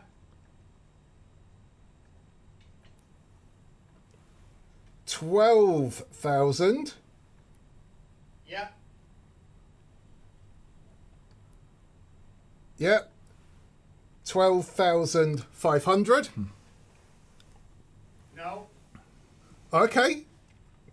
So we've lost Adam at 12,500. And I'm just starting to kind of I'm dying off here as well. So 13,000. Yeah. That is playing. That is 13,000. And then let's go 13.5. Let's not try and put an extra naught in there. That's 13.5. Okay. No. No, right. So we've lost, I think, all of us in the room at this point. I think you lost me quite early on, actually, Right. Tom, but there you go. 14,000. Yep. So I would think that that's probably most people on this stream. Yeah? So at some point in there, you will have found something. Now, look, while we've got you, Paul, Yeah. let us go down. Does Scan sell hearing aids? Because I haven't bought anything this month. So, look, 9,000. Yeah, I can hear that. Come in here. Can you hear that? I'm going off to listen. I will be back shortly. Keep these people occupied, Tom. Thank you for this. And I'll do a little dance. Yeah, I could hear that. I could. Yeah, I Paul. could hear that. 9k? Yeah, I can hear the fan in the corner. Okay, look, 8k. 8k. Go on. Can you hear that? I'm going to say yes because you keep getting on to me. But this is fine. Everyone is going to have a different point. It's not fine. I'm the presenter. No, it is. This is natural. This what I'm saying is this is natural. Yeah. Yeah. This is something that is going to happen. Yeah. So now we've got that, and you know what? If you go and look on YouTube and you go and try and do a hearing test, there are people who have a video and they'll literally do a sweep down, and you can pick out the point that you stop hearing the high frequencies. What we then want to do is open up the EQ on the keyboard. So I'm going to swap over here onto one of our composite shots. So if we go to the global EQ and we go to edit, Yep. there we go. So the idea here would be to tweak it. So unfortunately here with this, I don't know how far this is going to go up. We can go, it goes up to 8K on there and it only goes up to 5K on there. So actually the Ketron, out of all of them, admittedly, the one that I really love the sound of and all the things that it does is probably the most limiting here. I know certainly the other one, is it Genos? Korg Genos do it, yeah. Which is the one that's got waves built in? That's the Korg. That's the Korg. Yeah. So you've got much higher frequencies with this. And the whole point is find the frequency that you stop hearing at, and then you want to go above it and then boost it. Yeah. Yeah? So you just want to do that. And what that's going to do is, because it's not that we just stop hearing at a frequency, it tails off and it comes down very fairly sharply. Yep. But it is that tail off. And what we're going to do is basically on the EQ, stick a bump in at the point that you can't hear. So this or is just what we were above talking it. about with the headphones last time, wasn't it? When we were looking at the waveforms. When we were looking at the waveforms. Yeah. But basically, you find that point that you can't hear. Someone's saying, Tom, that they can hear the frequencies perfectly because they bought some of the FT1 Pros that you saw. Oh, well, in one way, that is very true. All of the headphones that we have done, they are exceptionally good at putting over those frequencies. But basically, this is the point. What you're going to want to do is to find probably not a shelf EQ, which you can do, but you find just a normal, what they call a peak setting. Yep. And then just start playing with this and bringing it up. If you've got one that can just do it for the headphones or just do it for the speakers, that's the best way to do this. So just putting this into basic terms, you found the frequency where you're losing it, and then you boost that frequency. You want to go just above it. Yeah. Okay. So if, like, with you, you could just about hear we could hear 8K. I mean, just about Getting hear the complex 8K. here. Yeah. But also with this, I can't go any higher. It's not letting me. Yeah. So what I'd really want to do is take that to 8.5 or 9K. Yeah. Then start putting in that boost. Yep. And it will just teeter up that edge, and it will extend your hearing. And it should be that you'll get that crispiness. Yep. However, if there's other people who are then hearing what you're hearing, it may sound a little bit harsh to them. Because if they've got better hearing, suddenly you've got this whole area where it's there. So the best use of this is on the headphone output. Or on the speakers if you're playing for yourself and you're going, out of the PA on the main system. But it's a really powerful little trick that we can do to just bring back up that energy and that crispness and the sharpness that all of us lose as we get older. And unfortunately, we're not going to stop that. No. And is it fair to say that because of the nature of an arranger, you've got to cope with a lot of frequencies on an arranger? Because it's not like absolutely an instrument that has just the one sound and has a fixed range. Here, we're going from deep bass to very high treble. We've got percussion instruments in there. This is it. You'll really notice it on things like cymbals and percussion, sort of the snap of a percussion type of thing. It's those kind of sounds where you'll really get the benefit of it from. Yeah. But especially on PA5X, especially on Genos, they're so kitted up to be able to do this. Yeah, I mean, what we can do on here, it's probably not easy to set up straight away, but within a style, you can re-EQ the individual parts of the styles, including the drums. So if you wanted to increase, say, the volume of the cymbals on the drums, but not affect the rest of the keyboard, we can do that. Well, you can, but also remember that that's fine if you're playing for yourself. Yes. But if you're playing for an audience, it will then. That's how you sort of. It's almost like sometimes you've just got to trust the balance. Of but the I think keyboard and the we styles touched on that do it. last month when we said we were talking about the headphones and the keyboards, and we were saying, you must always remember it's your keyboard at home. Yeah. And it should be set for you. And sometimes you get friends come round, oh no, you don't want it like this, you want it like this. And I'm sure Adam does as well. You get people ringing you and saying, well, the keyboard's not sounding the same, and you find out a friend's been round and basically has set it up to suit them and not the person who actually owns the keyboard. So that's it. So like I said, if you've got the ability to just do this over the headphone output and you're playing for yourself or just the speakers, that is the best way to do this. Just to make sure, because you don't want your playing to be more irritating. Not that I'm saying your playing's irritating in the first place, but... you can say that to me because I won't hear you anyway. It's not a problem. It is not a problem. But it's really the fact that all of these have got this feature is actually very high end. This is it's quite a specialist thing, and we can just utilise this to make the whole environment a little bit easier. And maybe what we can do is on the next one, we could pick a different product. Maybe the PA5X. Yeah, we'll go. And we can do a similar thing, but we can show how you can drastically alter I think that's it. We can really take this to town with something like that. What I will say is, you've been sort of trying to say, oh, how this is a different keyboard, and you could tell the difference. Yeah. I've kind of worked out in my head what I think the difference is, and it's that the other keyboards sound like keyboards. You've got the MIDI parts, you've got there, but it still sounds like a keyboard. It sounds like a really good keyboard, and the parts it's playing are very skilled. But when you use the real instruments on this, I can only say it's like having the best function band that you could possibly have for an event. If you go, you go and see the big expensive weddings or the sort of corporate events, and you've got this team of real consummate professionals who come in. That is what I get from the Ketron, and I've been a record producer for 30 years.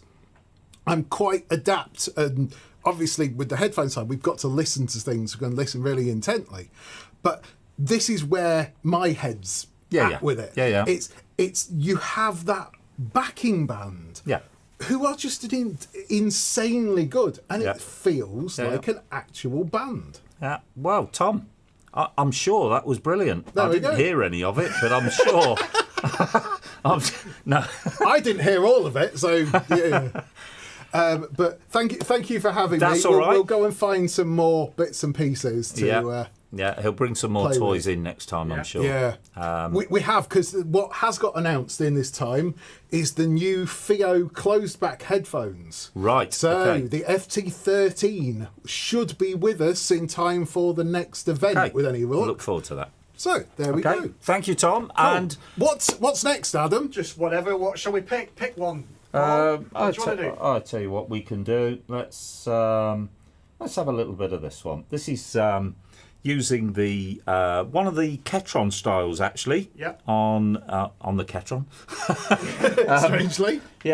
And this is, it's not my normal style of playing, but I quite enjoyed doing this because I just loved the style. It was a song that was done by a guy called James Ingram, and it's called 5/100 Ways. And we'll be back with myself and Adam very, very shortly.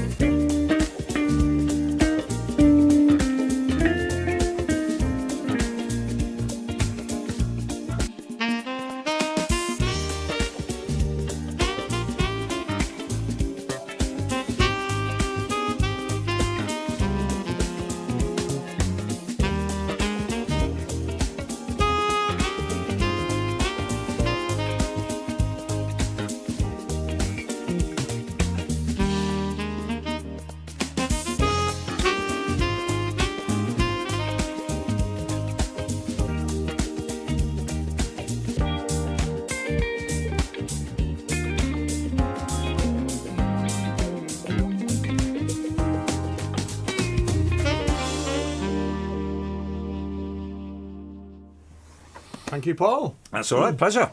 So I hope you enjoyed that section. Again, following on from what was a breakout success, I think, in last month's webinar. Yep. And I think, like I said, we can something maybe next month. We can do the same thing again, but show you how to adjust the frequencies on the 5X, do it on the Genos, of course, and we can go on and on. Yep. But anyway, on with the show. Today is about Ketron. But as I was driving up here this morning, I suddenly started to, you think about what else can we talk about?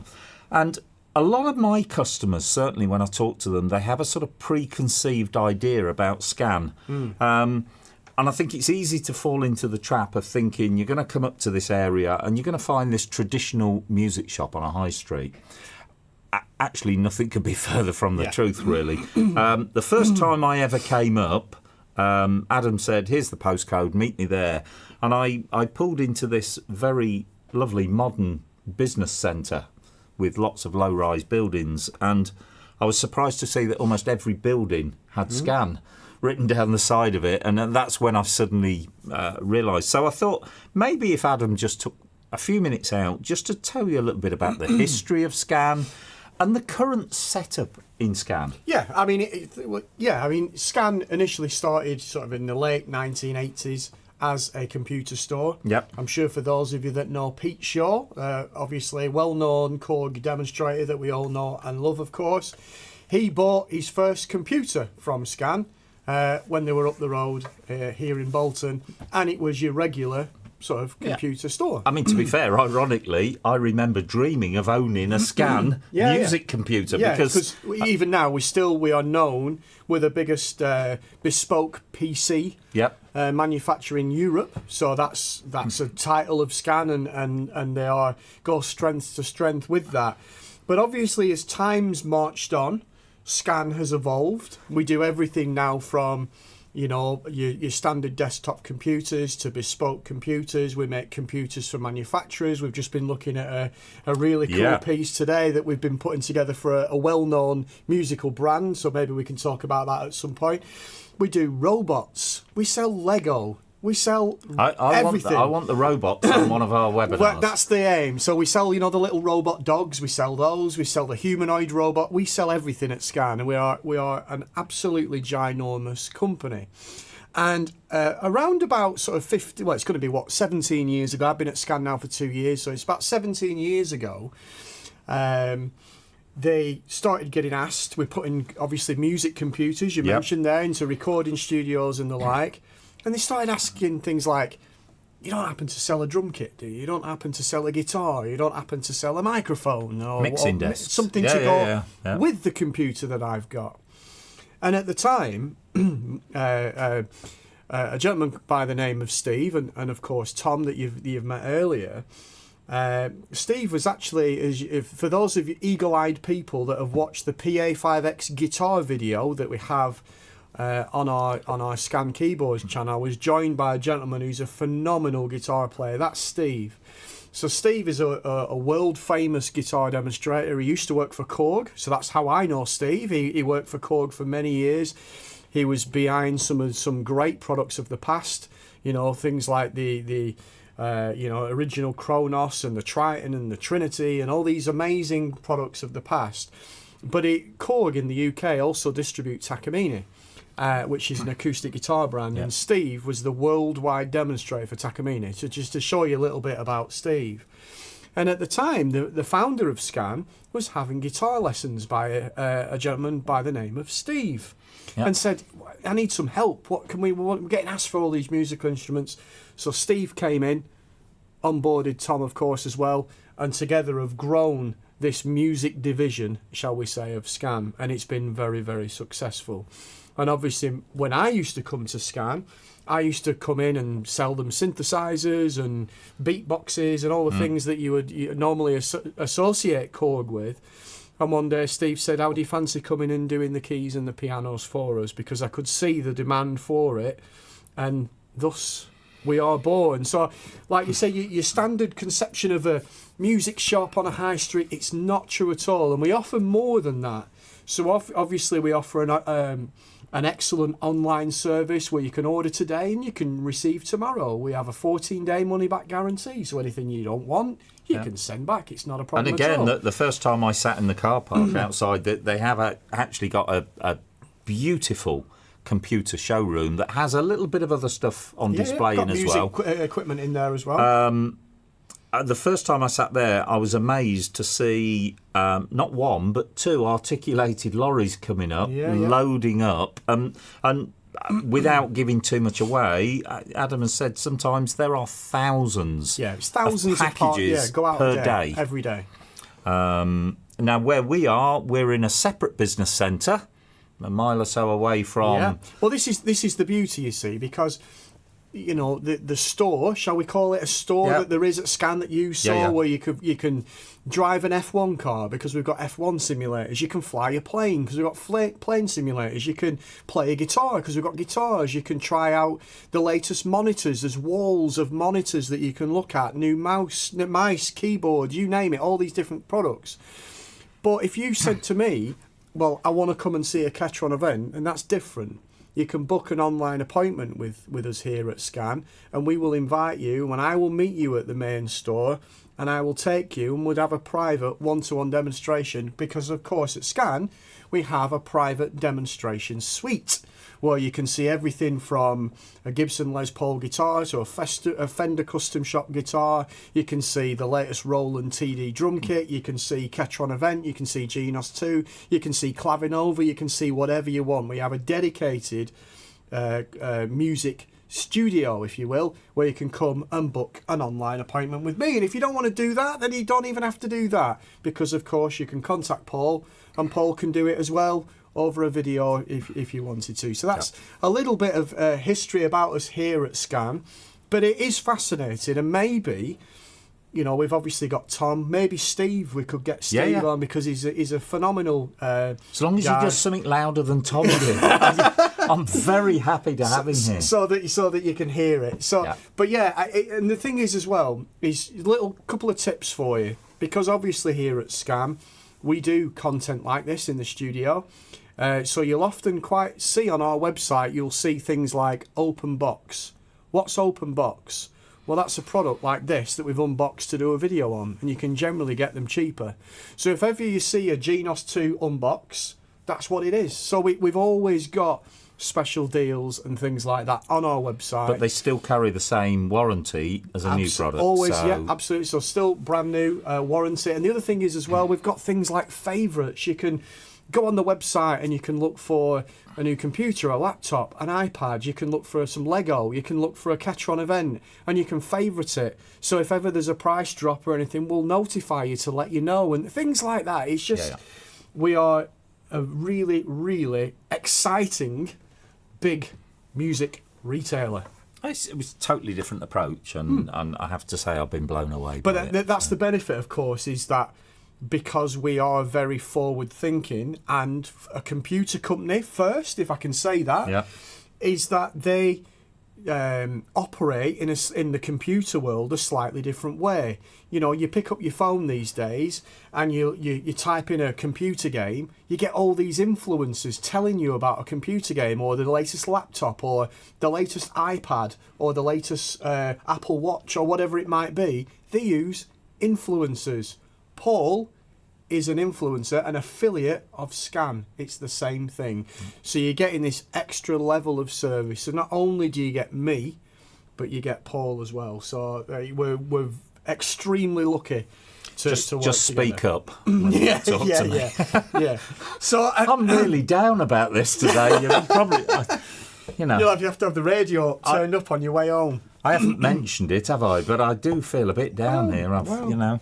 Anyway. I think, like I said, there is, unless we're playing, of course, the event, there's no monitoring in the studio. No. So, I am joking. So I'm sure you'll be able to hear it. So look, shall we have a few minutes back on the Ketron, and then we'll have another piece of music? Why not? Yeah. Shall we do what we do in favourite things? Shall I chuck? I'll tell you what I'll do. I'll chuck a couple of things at you. Okay. That I love about this product, and maybe you can expound, if that's the right word, on them. So. Obviously, you touched on it earlier, Paul. You look at this product and you think, oh, yeah, I've got this, right? You've got volumes, I've got drawbars, I can change the octave, I've got sounds. Voice 1, voice 2 drawbar. Okay, so that means I can have 2 sounds on my right hand and a third with a drawbar. Okay, I've got that. Left hand. So there's all these things that kind of don't compute. So let's talk about this voice 1, voice 2 drawbar section, and where's the left hand? Yeah, I think this goes back to what I said about the first week I had it. I was very indifferent about the product, but it was me. Hands up, it was totally me. You take things at face value. That's what we're all used to doing now. And you see voice 1, voice 2. This is brilliant. Some of you will have seen this. I've already done videos on this, but let's just recap on it. I'm going to select voice 1, and I'm going to choose a sound, and I'm going to go to bowed strings. Okay. If you want to see the makeup of that sound, then we do the long button push. Yeah. And that brings us to something I mentioned earlier. 7 pages, all about that sound. So anything I want to do with that sound is going to be on those 7 pages. And page 1, we have 3 sounds layered together. So at first glance, I would say, this is 3 sounds layered together, but this is only voice 1. So immediately that tells me we've not just got voice 1 and voice 2, because voice 1 can actually be anything Three from one. And it's any three and sounds. It's any three. So It's any three. You could pick your favourite three sounds. Yeah. And really build up the sound. And of course, excuse me. So you can look at things like you can adjust the volumes for each one, the Yep. reverb, and as we go through these pages, you can do things like split the keyboard into all these different zones, so Yeah, you could yeah. only have a piano and a strings and a trumpet or whatever you wanted to do. I mean, when I say it's intuitive, this is what I mean. There's an on-off switch for each sound Yeah. section, and that's the sort of symbol we're all now used to. Yeah. You switch things on and off. So we could just go back to the one layer. We can bring the violin section in. Like you said, we can alter that. We can boost the violin section a little bit. I can completely change these three sounds really quickly. Yeah. So I'm going to say, okay, in that second section, I want to go to brass, and I'll look through here, and I'm going to put smooth horns. Okay? There you go. So now we've got smooth horns. They're a bit loud now, so we take the volume down. So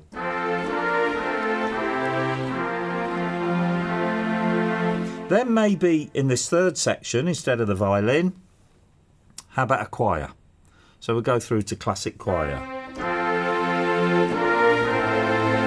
Now, are you hearing the choir? No. No, nor am I. And that's good news, because Yeah. you can't hear it either. So classic choir, but it's set on volume 114. So this was the next, I think, incredible thing that I found out. You go a little bit further through your pages, and when you get to page 5, I saw this thing that said first or second voice. Yeah. Second voice means it's there, it's ready, it's part of the sound, but I can now bring that in and out as I want to. And at the minute, it's set to coupling. In other words, when I do switch it on, it's going to couple Yep. or mix with the other sounds. And at the moment, it's assigned to this little button Yep, called toggle. articulation toggle. Toggle meaning if I switch it, that sound will come on and stay on until I switch it off again. There is another option where you can only have it on When you you're press it. holding the button. So, no choir. Yes, choir. Yeah. And I also love what you showed on your video where you actually can assign that Right. to the modulation wheel. And what's Yes, really clever right. about that is you're not only bringing it in and out, of course, but you're bringing it in at the volume that you Yeah. want. It's really Yeah, yeah, clever. yeah. So if we have this on normal, I can swap between the sounds. So I can have my bowed strings and smooth horns, and then suddenly just choir on its own. And we haven't even looked at voice this yet. is still voice one, remember? Yeah, this is still voice upper one. one, as we would call it on a Yeah, yeah. Genos or a Korg. Okay, so I'm going to change to modulation wheel. Yeah. So- And you've got it on coupling there. Yeah. So that It's morphing. Oh, It's actually clever. morphing. And you're bringing it in. And so you can bring as much of that choir in as you want to. If we put it on normal on the modulation wheel, I can actually go from one to the other, but rather than have a stark change, I can actually morph from Yeah, the it's layered incredibly sound clever. into the solo sound. I've found something else, and I found this out in the last couple of weeks, really. Let's put all these sounds as first voices, Yep. which you can do. So now it doesn't matter what I do with the modulation wheel, we've got just all three sounds. But then I spotted this little section here called voice mode. On normal, every note that I play will be played by each one of those sounds. So that's how we normally associate it. So if I was to play that, the choir is playing every note, the smooth horns are playing every note, so are As the is strings. Yeah. Yep. But if I then go to duet, I'm going to take the choir out for a minute. If I just play two notes, what's happened now is the top layer, the bowed strings, plays the top note of my two notes, and the horns plays the bottom Lower. note. So it's like the ensemble feature on the Gino. Exactly the same. If I was to put the choir in, the choir will play both notes. The string is only playing the top note and the horn. So, yeah, you're getting proper harmony, Really separation of instruments.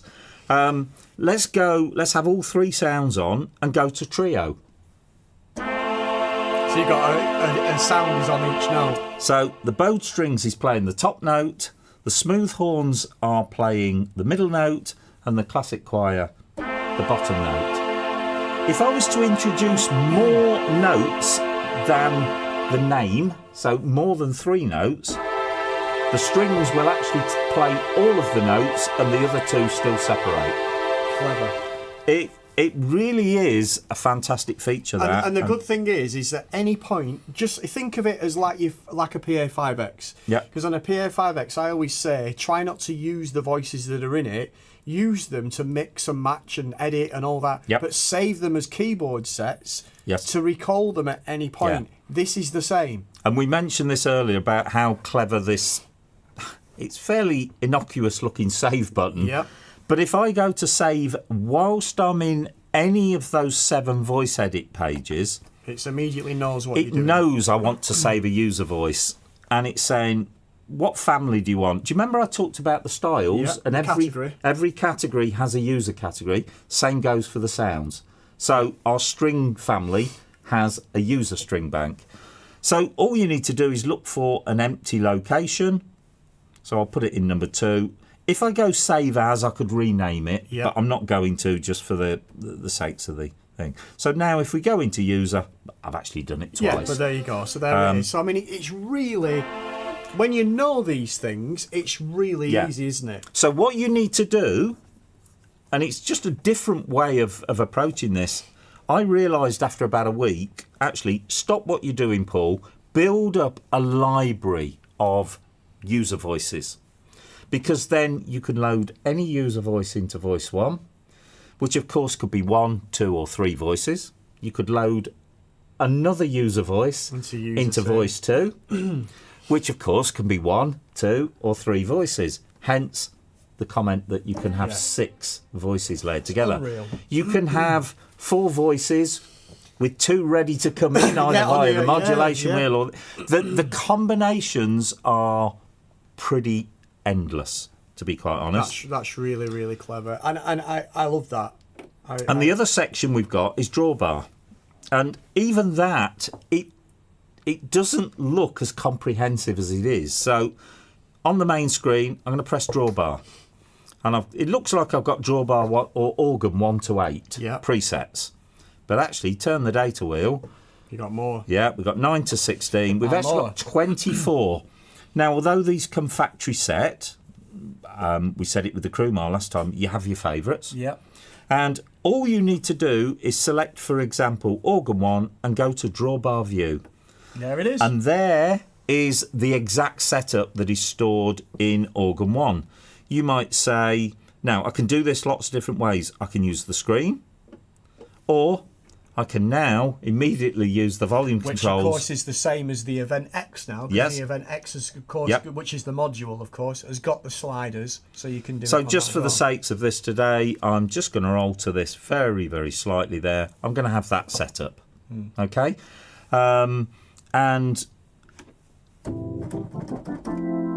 Okay, we've got the rotary. Nice. Now, if I want to, I can go into the rotor parameters. I can alter the speed, the depth, the pickup speed and slow down of the high rotor, the low rotor. I've got sound reflections. You have percussion attack. You have vibratos, choruses. Yeah. So what looked like just a basic, well, you've got a few organ sounds. All of a sudden, we've got a really comprehensive drawbar organ sound here. And guess what? If I press save, it knows I'm saving an organ sound because that's where we are. So save organ 1 to organ 1. Yeah, could do that, and that will update organ 1 slot. If I go to save as, I can give it a custom name that So it's I know. no longer called Organ 1. You might call it you Like can a Shade call of it, Pale or call, whatever you call want to it whatever you want. Really clever. It's... Yeah, you can tell I'm enamoured with it, Yeah, but I think it's... the thing is, I love it because it's different, and there's a couple more things that I want to. Well, there's two more things I want to kind of touch on. Yep. That blew me away, if I'm honest, when I saw them. The first one of those two things is left-hand sounds. Yep. Or sound, because obviously, as everybody knows at home, if you've got a Genos 2 or a Genos or an SX920 or a PA5X or a 4X, whatever you've got, you have a you've lower got voice. Upper 1, 2, and 3, and lower. So you could have a piano on your left hand. You could have strings on your left hand. Where are the left-hand sounds on the Ketron? Okay, left-hand sounds are part of the style because they are part of the accompaniment at the end of the day. So actually, It's a different way of thinking, isn't it? yeah, it is, but it does make sense. Yeah. It's an accompaniment sound. So earlier we showed you how to change very quickly the parts of a style, and we went into view and modelling, which incidentally you can get to either from the home screen, or if you're in a style, it's still there. You've still got the option. So we'll go in here. And down the left-hand side, as Adam pointed out earlier, you've got drums, bass, chord. Guess what? You've got lower. Now then, what's this? This is the real bonus. I now have up to 3 lower voices, which I can layer together. So 3 voices layered in voice 1, 3 voices layered in voice 2, could be combined with 3 voices. You've got 9 possible orchestral voices or band voices going on at the same time. Individual volume controls, individual transpose, and I'll show you something else which really I was amazed by. And then I suddenly saw this mono. Now, yes, you can do that on a Genos or a Korg. You can make the left hand into a mono sound. Yeah. So it sort of gives you a little counter melody. Well, I thought, what happens if you put all 3 on mono? Because it's got written in the corner, low, mid, high. And lo and behold, I mean, we probably haven't got the right setup here, but what it will do, it will split well, those... let's just, because we've got 2 pianos, so Yeah. let's just make one, just put some strings in, can't we? yeah. Because let's go back to our bowed strings Yeah. again. So let's bring the volume up on that. So now, I've got soft pad, piano and bowed. When I play the chord, it's saying soft pad is playing the lowest note of the chord, piano will play the mid It's notes, just ridiculous. and the bows will play the high. So think about things like dance band sounds, Glenn Miller sounds. Yeah. You know, you can now split it so that you've got the clarinets taking the highest notes, which was his unique thing. In the left hand, you could have 3 layers of strings together. One then becomes violin, the middle one becomes violas, and the bottom one becomes cellos. It's much more musical. Yeah, it's very, very, very clever. And the other thing is that I love, and it's the smallest thing, but I just love it anyway. You can really tell, and this is something we maybe should have mentioned when we talked about who are Ketron earlier. Yes. Is that everybody that works for Ketron is a musician. Yes. And you can really tell that when you sit and you start to explore the Ketron and why things are where they are and they make sense. Because some of the buttons you might think, oh, I'm so used to it being here on a Korg or here on a Genos. Or it makes sense. Like something so simple. So I'm going to pick a style now, and I'm going to pick one that I was messing with before, and I can't remember what it was. But it was the one with the flugelhorn in it. Was it that one? Let me just try it.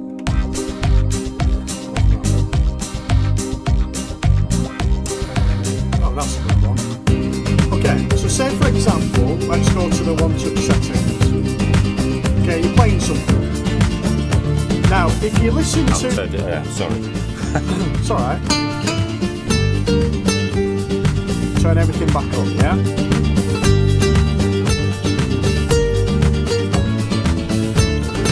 Right, if we take that style, you can hear the bass. Dum, dum, dum, dum. It's doing like a really cool, sort of funky bass sound.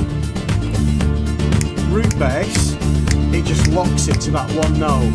So if you're coming up to a bit late, or you want to do a section where you're talking to the audience while you're playing, or it just locks on that note. The minute I take it off, it's back to doing its thing Yeah, again. So it's like your bass player's waiting for you. It's so clever. But I've looked at that. It actually gives you another variation on the style. Yeah, because it changes the Yeah. feel, doesn't it? Yeah. I mean, like, I'll do another one. Let's go for like one of my favourite styles, a wicked intro. Because you would use this, I think, a lot when you're playing in a country style. So, because you've now got an obvious alternate bass. Press the root. It's now waiting for you to go to the next section, might be the middle eight or the chorus. Fill in, off. And he's now back to doing his you know, whatever bass. Yeah. Really clever. Something that you probably, you know, it might give you a little explanation in the manual about what it does. You might just miss that. But that is so clever because there's nothing else that does that. No. Shall we have another bit of music? Oh, I need to go and have a lie down. That was great. What are we playing now? Shall we just go back to the Ketron and the EVM mixer? I did one of that in a totally different style. This is more sort of traditional. It's an old song really called Deep Purple. So again, you're going to hear the main sound, the main organ sound coming from the Krumah, and we're using wherever we put it, the EVM as the arranger unit. So we'll be back with you very shortly. Here we go.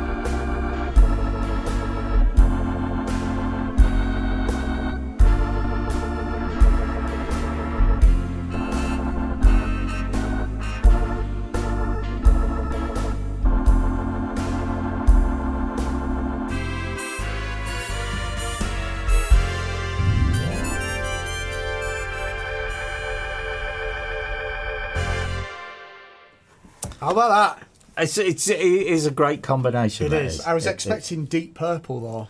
No, not the rock Deep band. Purple. No, Yeah, no. I thought, you know, no. with you playing your Krumah, I thought you were going to give it some real. You don't want to listen to that song. It sends you deaf. So that means it. I'm just going to put before we move on. I'm just going to put in I'd really appreciate it because obviously we're building up. Don't forget to this December launch. I mean, if I can do it somehow in the chat, I'm going to try and do it on my phone now.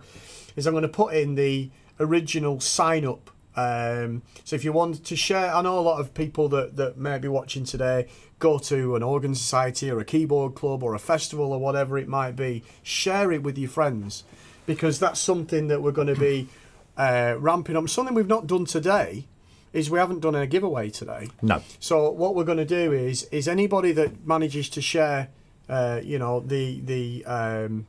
stream, will actually get an extra entry into the prize draw that we'll do next time. Why Adam's just doing that, I think I should say that the gentleman who won the Korg headphones last time, and honest, this was not a setup.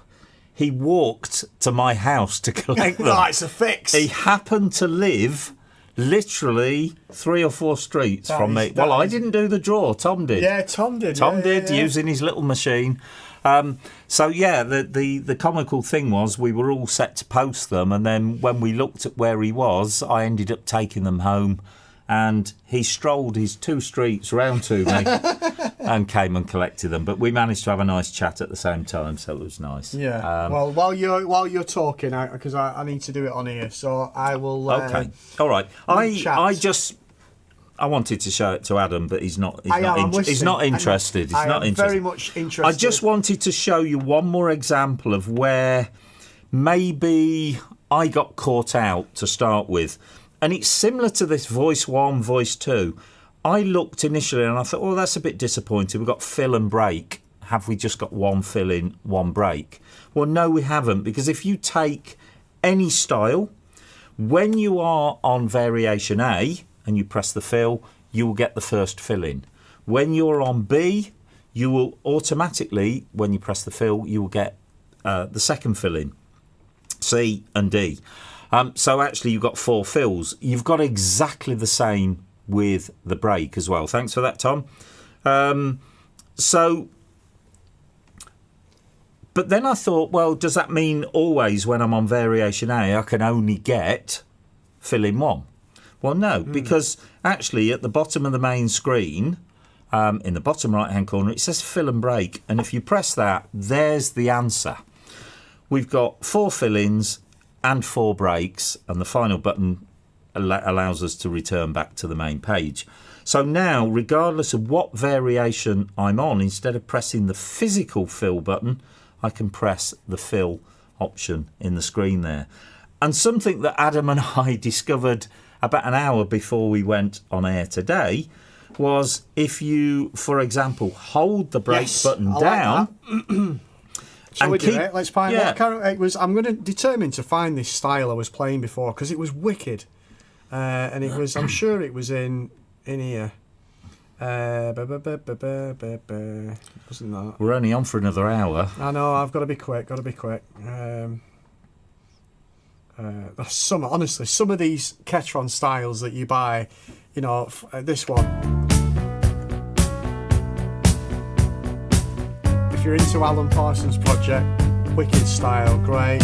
Another one, Good Times. We all know that one. It's ridiculous. You can't help moving, can you, when it comes on? So good. Really good.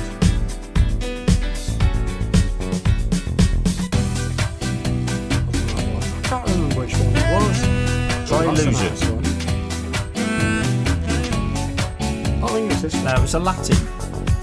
No, it was Latin style. Yeah, it was a Latin one, wasn't it? Anyway, look, I'm sure we could just press and hold the break button, couldn't we? Yeah, okay, let's try one. Yeah. So if we press break 1, break 2, break 3, break 4. So it gives you that. It's not the same break all the time. It's almost like a proper sort of drum solo with a bit of instrumental really in it as well, isn't it? It's not that one, I don't think. But anyway, it doesn't matter. But there's some amazing styles in this little machine. Great. I want one. So what else do you want to know? What else do I want to? Well, don't forget, you can send us some information with the chat. You know, you can send us some questions. If you've got any questions about any of the Ketron products, of course, please feel free. We did have a question earlier about, does it have smooth sound transition? No, it doesn't. But is that really that important? Well, Because it's sort of. Don't forget, with the morphine, you've got to set it, be clever with your registrations. yeah, And I did yeah. that on Genos, because I did a Genos video a while back, which of course doesn't have it either. But as long as you're clever with your registration presets, so for example, if you're playing a theatre organ and you jump to piano, you're going to get this waft wall of sound. Just be careful with your registrations. Okay, I just thought of something when you keep mentioning registrations. There are the registration section on here is great because we haven't got much in here because we've just unboxed the Of course, yeah. the keyboard. But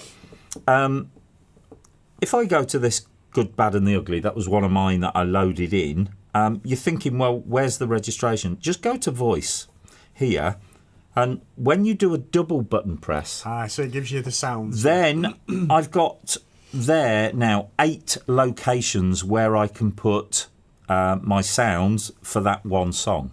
And you can eventually build up a huge lift, a bit like Songbook on PA5X, but instead of just having the 4 settings, Which you do, of course, on 5X. you've now got 8 settings. Of each can have 3 layers. Yeah, and 3 on your left hand. Yeah. And we talked about a split. So if we take. Now, I have never set up a split sound as quick as I'm able to do it on here. Shall we do one from scratch? Go on then. How do we do it? Okay, so let's come out of here. I'm going to switch voice 2 off. I don't think it matters what sound we go into to start with, does it? Let's go on here. We're on users. There we go. I'll just choose classic grand piano. Okay. So we've got piano across the whole keyboard at the minute. I'm going to do my long button push on the classic grand, and lo and behold, I've still got the 3rd section to come in. There we go. Got movie strings. Is it a second voice? Yeah, it's a second voice. Okay, so first thing I'm going to do is make that into a first voice so that we've got them all on all of the time. Okay, can you hear them? All I want to do very quickly is take you back to page 2. Grand piano, range. You hit the bottom, or the first button, and you tap the bottom note. And you say, I want my piano to go up to here. I'll put that A. And I'm going to do exactly the same with the other one. And now my movie strings, I want to start on the next note up to the top. And that is done. Brilliant. Easy as that. Now, of course, if your strings want to be in a different octave or your piano wants, just go back to page 1 and shift the Adjust octave. the octave. It's that easy. And then what do? You save it as a user voice, and it is done. Exactly the same with the velocity voices. So let's just go in here. Let's make them all first voices again. I mean, I'm doing some of this live because this is how quick. It's how easy it is. With a little bit of practice. So you take velocity. So they're all working 1 to 1, 2, 7. So it doesn't matter how hard I hit the keys, they're all going to sound. But if I put the strings, for example, up to, let's say, 80. I don't know what. There you go. Piano only. Piano strings. But that's how quick it was to set. Save, done. Save and And done. the other thing that I've noticed while we're on doing things very quickly is I often get asked, and I'm sure you've had this question many times, I'm going to ask you right now, even though I think I can remember the answer, is on a PA5X, you're playing, I don't know, a Conga Latin, one of my favourites. The Gloria Estefan one, you think, great. Sound 1, brass, great. Sound 2, piano. Oh, I don't want it to be a piano. I want it to be guitar. How can I overwrite the preset? Right. What you've got to do is you've got to, first of all, save the style, give it a name, go into Songbook, edit each of the 4 songbooks by putting in your own keyboard sets, resave it, make sure it's got the right name, assign it to your registration. That's Yeah. right, isn't it? Am I Yeah. right in saying that? Yeah. So you can do it, but it's quite a long-winded process. Check this out. Let's pick a style. You get 4 one-touch settings with every style, but I don't like them. I want to change them. What do we do? Okay, so I've just gone jazz bossa nova. Voice to ABC is your one-touch setting, Yep. your keyboard sets. Classic grand, bebop, nylon pick guitar, ensemble. I don't want bebop. Okay, we'll try it. Don't want that trumpet. I want Yep. a Latin flute. Yeah. Do the press on the button. Pick your sound. Go to sax, and we go through. There we go, Latin flute. Yeah. What do? You Press press save, and save it as a user style. It's Done. done. That easy. So quick. And do you know what I also love as well? Again, we mentioned before about musicians, players yeah. that make these instruments. You know, if you're playing I do it when I'm demonstrating, because sometimes when you're demonstrating, or if you can imagine, sometimes if you're doing a late night bar somewhere or whatever, just playing some jazz standards, you pick a style and you play, I don't know what we've got, and you go to nylon guitar, and it might be in the wrong octave. Yes. Yeah. But you've got that there. Instantly, you can adjust the octave because they know. Just of that one sound, Yes, not everything. them all. Just that one yeah. sound. They know what sort of controls you'd want at your fingertips. Yeah. If you are playing live. Yeah. Really, really intuitive. You can get it to change with the style, so things like that. This is where you set up what comes in on the variation as well on very, the style, very which is another thing which we've talked about briefly, but each one of the 4 variations can have a variation. Yeah. And don't forget, in the 4 variations, you can have different real chords in each As we demonstrated variation. before, in each one. Yeah. Yeah. Yeah, just one more, because obviously your 10 might be slightly different to my 10. Yep. Another one that I wish I could demonstrate, and I should have been a bit more prepared, and maybe I'll touch on it next time. You can literally throw any file at this and it will play it. Yes. It can be an MP3. It can even be a CDG, which of course we know PA5X can now do that at version 1.3.1. Which is a karaoke which file. Is a karaoke Yep. file. You can chuck a video file at this and it will play it. Yeah. And not so if you've got an actual video file, an MP4 with a bouncing ball, with graphics, or you want to watch your favourite movie while playing the piano, I don't know. You put a USB key in, load it as a song, press play, and this will turn into a TV screen and display the movie. I tried it. I just couldn't hear anything they said. That was Honestly, I know a gentleman, bless him, that has an EVM, and he goes to various care homes, dementia homes, Yep. doing karaoke and things for the elderly. And he takes his little EVM under his arm, and he literally has a USB pen with a load of karaoke files on, and he connects it to his a TV that they have in the room. Yeah. Plays the MP, and I didn't realise, and he said, "Hey, listen to this. Look at this." And I'm like, how have you synced the video to your keyboard? He went, no, that's the keyboard. And he pressed exit, and then the main screen came up on his TV, and I'm like, I didn't realise it did that. It's amazing. Yeah. Can I do one more? Yeah, and then I need to do one more. Right, and then okay. I think then we're done. it's, we're done. But again, I'm not going to go too in depth with this, but another really cool feature with this, for many of you that may have been fortunate enough or unfortunate, depending on how you look at it, to see me play a concert, I like to do a lot of multi-tracking. I like to do some recording. I like to use Logic. I like to stack some tracks and get such an amazing big sound. What's really clever with the Ketron is you can do it, but you can do it live. Yes. So you've got a feature called Stem. And what Stem allows you to do is drop in 5 audio parts and then bring in and cut them out at any point. So for example, Stem, they're all blank. Let's pick number 1. And there's loads in here to get you going. So if we took Bessarme, or let's do, what else is in there? See, there's loads in there to get you going. Let's do, what's that one? It's going to be Stand By Me. So we press that. And they've given us some stems for you to try. So in number 1, we'll put the bass guitar. In number 2, we'll go back to that same thing. And this could be your USB key with MP3s. If you're a user of a website like karaokeversion.com, where when you buy a track, you can actually independently download each track. Yeah. This is perfect for this. And if you use computers, a lot of things like Logic Pro now have stem separators. Yes. Where you can put an audio file in and it will separate the drums, the bass part out, the vocal line, and that creates what they call stems, isn't it? So I've got 3 in there now. 1 more to go.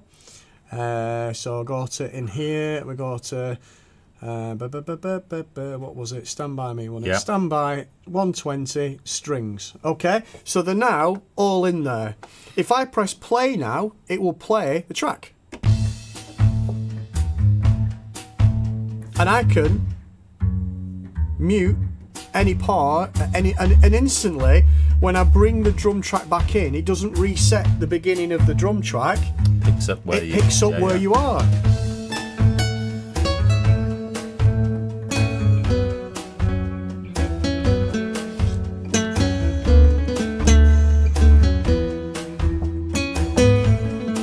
Yeah. Now, what's really clever is obviously what that will do is play the full song, because it's literally 4 MP3s, Yep. if you will. But if you're clever, what you can do is you can chop them up. So you could say, right, I want the drums for the chorus only. So you might call it drums chorus. And then you might have the bass bit. And then you might have the guitar and the strings bit. You put that on scene 2, where if I press that, it goes blank again. Yeah. And I can put another 5 in. Then the next bit might be the middle 8. So you can almost play live with MP3s and bring... It's so clever. Yeah. Really. And you can load songs, full scenes. It's knockout. Yep. And I've never seen that on a Ranger before. So that brings me to my final one, because somebody asked earlier about playing it out live. Yep. Now, obviously, the registration thing that we've just shown you, that's great, because you can have your song list and you've got 8 settings. And I always fill all 8, even if I'm not going to use all 8. Yeah. You've got something in reserve. There was also, which I should have just pointed out as well, there was a lock there.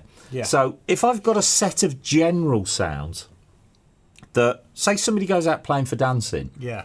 and during the night they're going to do 4 different waltz medleys, but you might have general sounds for that waltz. Everyone's got the favourite Yeah, sound. haven't they? yeah. So you can say, okay, I'll lock that, but I'm going to choose a different waltz rhythm. And then your Yeah. sounds remain locked in place. So that's one way of using it live. The other thing is performance mode. Now, I touched on this briefly in that sort of top 10 video. Performance gives you multiple sets, and those sets can be multiple pages. So it's not just one page there, but you've got 18 blocks there, 18 locations to store whatever you want. And that's the clever thing, because Yep. when I saw this, I thought, I know what that is. That's a set list. Yeah. All it's doing is it's pulling your registration. It's not doing that. No. You can put anything you want in that. Yep. So your first top row, for example, might be registrations.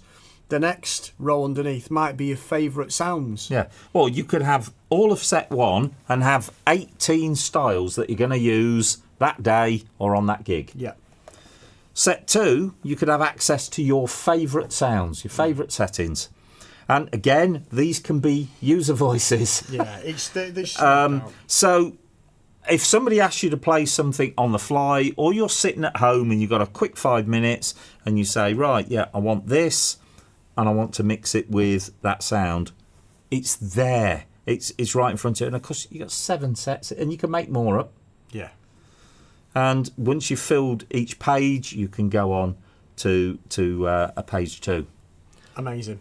And don't forget, everything we've shown you today is the same on the Event X.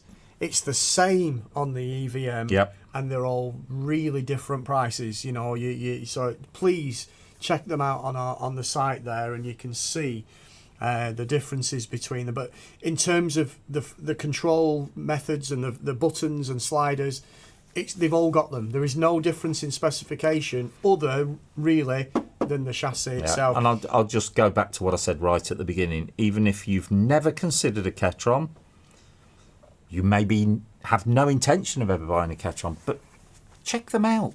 Have a look at them, because this is obviously your hobby. You're tuning in today because this is your hobby. You're enthusiastic about it. You need to know about everything that's going on so that you can make a good judgment next time you want to change your instrument. I think many of you will be surprised by the power of this instrument. Yeah, and like I said, they work with anything. And many of you have got Genos 2 at home. Many have got PA5X at home. There's quite a few of you now have got Ketron, which is great. But these products will connect with what you've already got. It might be an old Yamaha EL90, Yep. it might be a GA3 Technics, or it might be a Roland AT70, or whatever old organ you may have, or it might be an old CVP 302.1, whatever it was. You might, It's easy for you to say. 407. It might be an old Clavinova that you've had for many years that you still love, looks lovely in your home. You don't want to change it. You don't like these new ones because it's a lot of money and you don't like the look of them, or whatever it might be. Add a Ketron. You can, and if you do ever decide to change to a Genos 3 one day or a PA6X one day, if and when that ever happens, you can take your Ketron with you. I will make this my last comment. We mentioned a gentleman called Simon earlier who's using an EVM with 2 controller keyboards. And I don't think he'll mind me saying, he rang me the other day and then backed it up with a text message to say, do you know what? I've bought 2 good quality controller keyboards from your good selves. Yeah, he was. He's got his EVM at the side and he's got a lovely monitor in front of him. And he said, this is the most powerful setup I've ever had. Now, when we're talking about a little box Yeah. and a couple of, let's be honest, blank keyboards, and we've got his pedal board working, that's some compliment to that little thing there. That it's the most powerful instrument he's ever had. I'll tell you what we should do, Adam. Yeah. Let's have one more little thing. Is Can't Buy Me Love on there. And then we'll come back and say our goodbyes and tell you just a little bit about next month. Yep. And then we're off. We're off. Right. See you in a bit.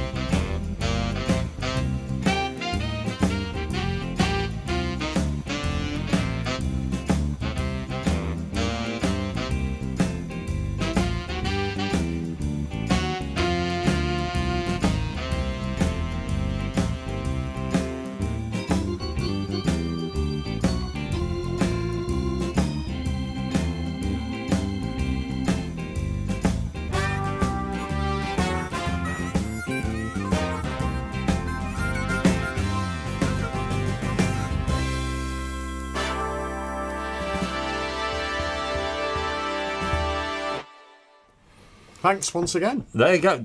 I don't know whether you noticed just one little feature in that. Yeah. One of the variations is actually labelled as a riff, and that is in a few styles. Yes, yeah. And actually, if you notice, I didn't have to change chord. It Yeah. played a 12-bar blues, and it will just keep going round and round, and it leaves you free to try other things. Yeah. Great. And that harmonica solo. It's really, really good. It's a great It's style, unreal. again. Preset style, of course, on any of the Ketron Yep. event products that we've shown you today. So thank you. I think that's been all right today.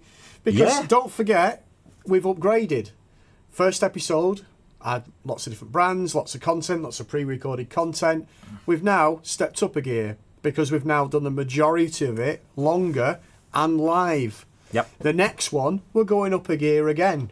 We don't know how yet, but we're going to try. Well, I'm going to hear it. Well, That's- yes, we're going to try and next thing. co-stream. So not only will you be able to see it on this channel, you'll be able to see it on Paul's channel. We're also going to try and stream to another platform all at the same time. So we're really, really starting to ramp this up. So obviously next month, I've got it on my phone here, which is the 17th of October, date for your diaries. Don't forget, keep checking out the Scan YouTube channel where you'll see advertisements for the upcoming videos, and of course Paul's channel as well at Keyboard World, and on Facebook as well, where Paul will keep you updated on all things coming up in the next episode. And don't forget, this show only works with your support and your participation. Don't forget, if you can't watch, it's a long time. We can't ask you to sit there on a Friday afternoon for 3 hours. It's great that so many of you have, but don't forget, you can, once we finish, it immediately goes so you can watch it back and you can watch your favourite bits again or whatever. Watch Paul not hear any of the hearing test again or anything like that. So we're going to really up again for the next episode, but it will only work with your help and your support. So please tell us what you want. Tell us what products you want to see. I want to see Ketron again. Do more on the 5X. Do some more on the Genos. Whatever it might be, let us know. We've had some great comments today. Lovely one here. That is exactly what I've got in my lounge. I've got an old Clavinova CLP, and it works great with my Talking about Ketron the EVM. So Yeah. it's fantastic. Arizona Broadband, that was the best webinar I have ever viewed on Ketron event. So thank you. Thanks for that, David. Yeah, so it's only through your support that we can even do this.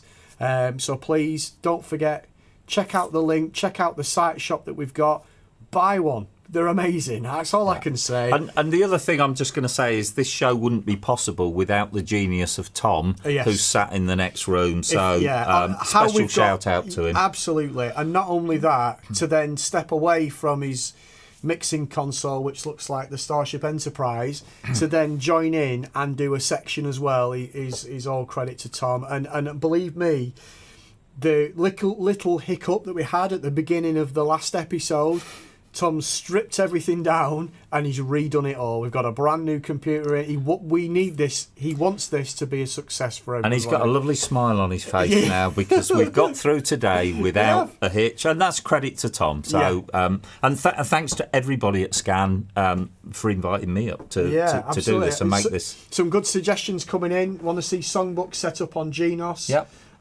This is great. So keep those going. Don't forget, these comments will disappear after this live session.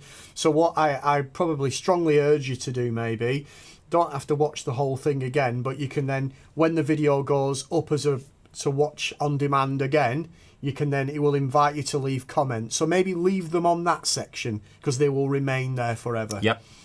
So that's wonderful. And that is it. I think that's a wrap. Done. Yeah. We've got one more little piece of music, and then you can all have a jog around the lounge to our Keyboard Live song again. Yeah. It's been an absolute pleasure to be presenting to you. Yeah. I've enjoyed. We've had a laugh It's today been as well, good haven't we? I like the hearing bit. It was good. Running out, coming in, going. I like that. It's But good. we're a lot more relaxed. I hope you can see that than we were on show one because it was No nerves. very, very unknown territory. In fact, I'll let you into a little secret. When me and Tom were doing our bit, the reason I did it with Tom is that Adam went off to eat his takeaway that he'd had delivered I to had the a Subway. studio. It was very nice. But don't worry about me. I've gone without. No, I did ask you, and you said you didn't want anything. No, so- I didn't hear you ask me. What we doing? What song is Little it? thing called Close to You. yes, Carpenter's song done in a slightly different style.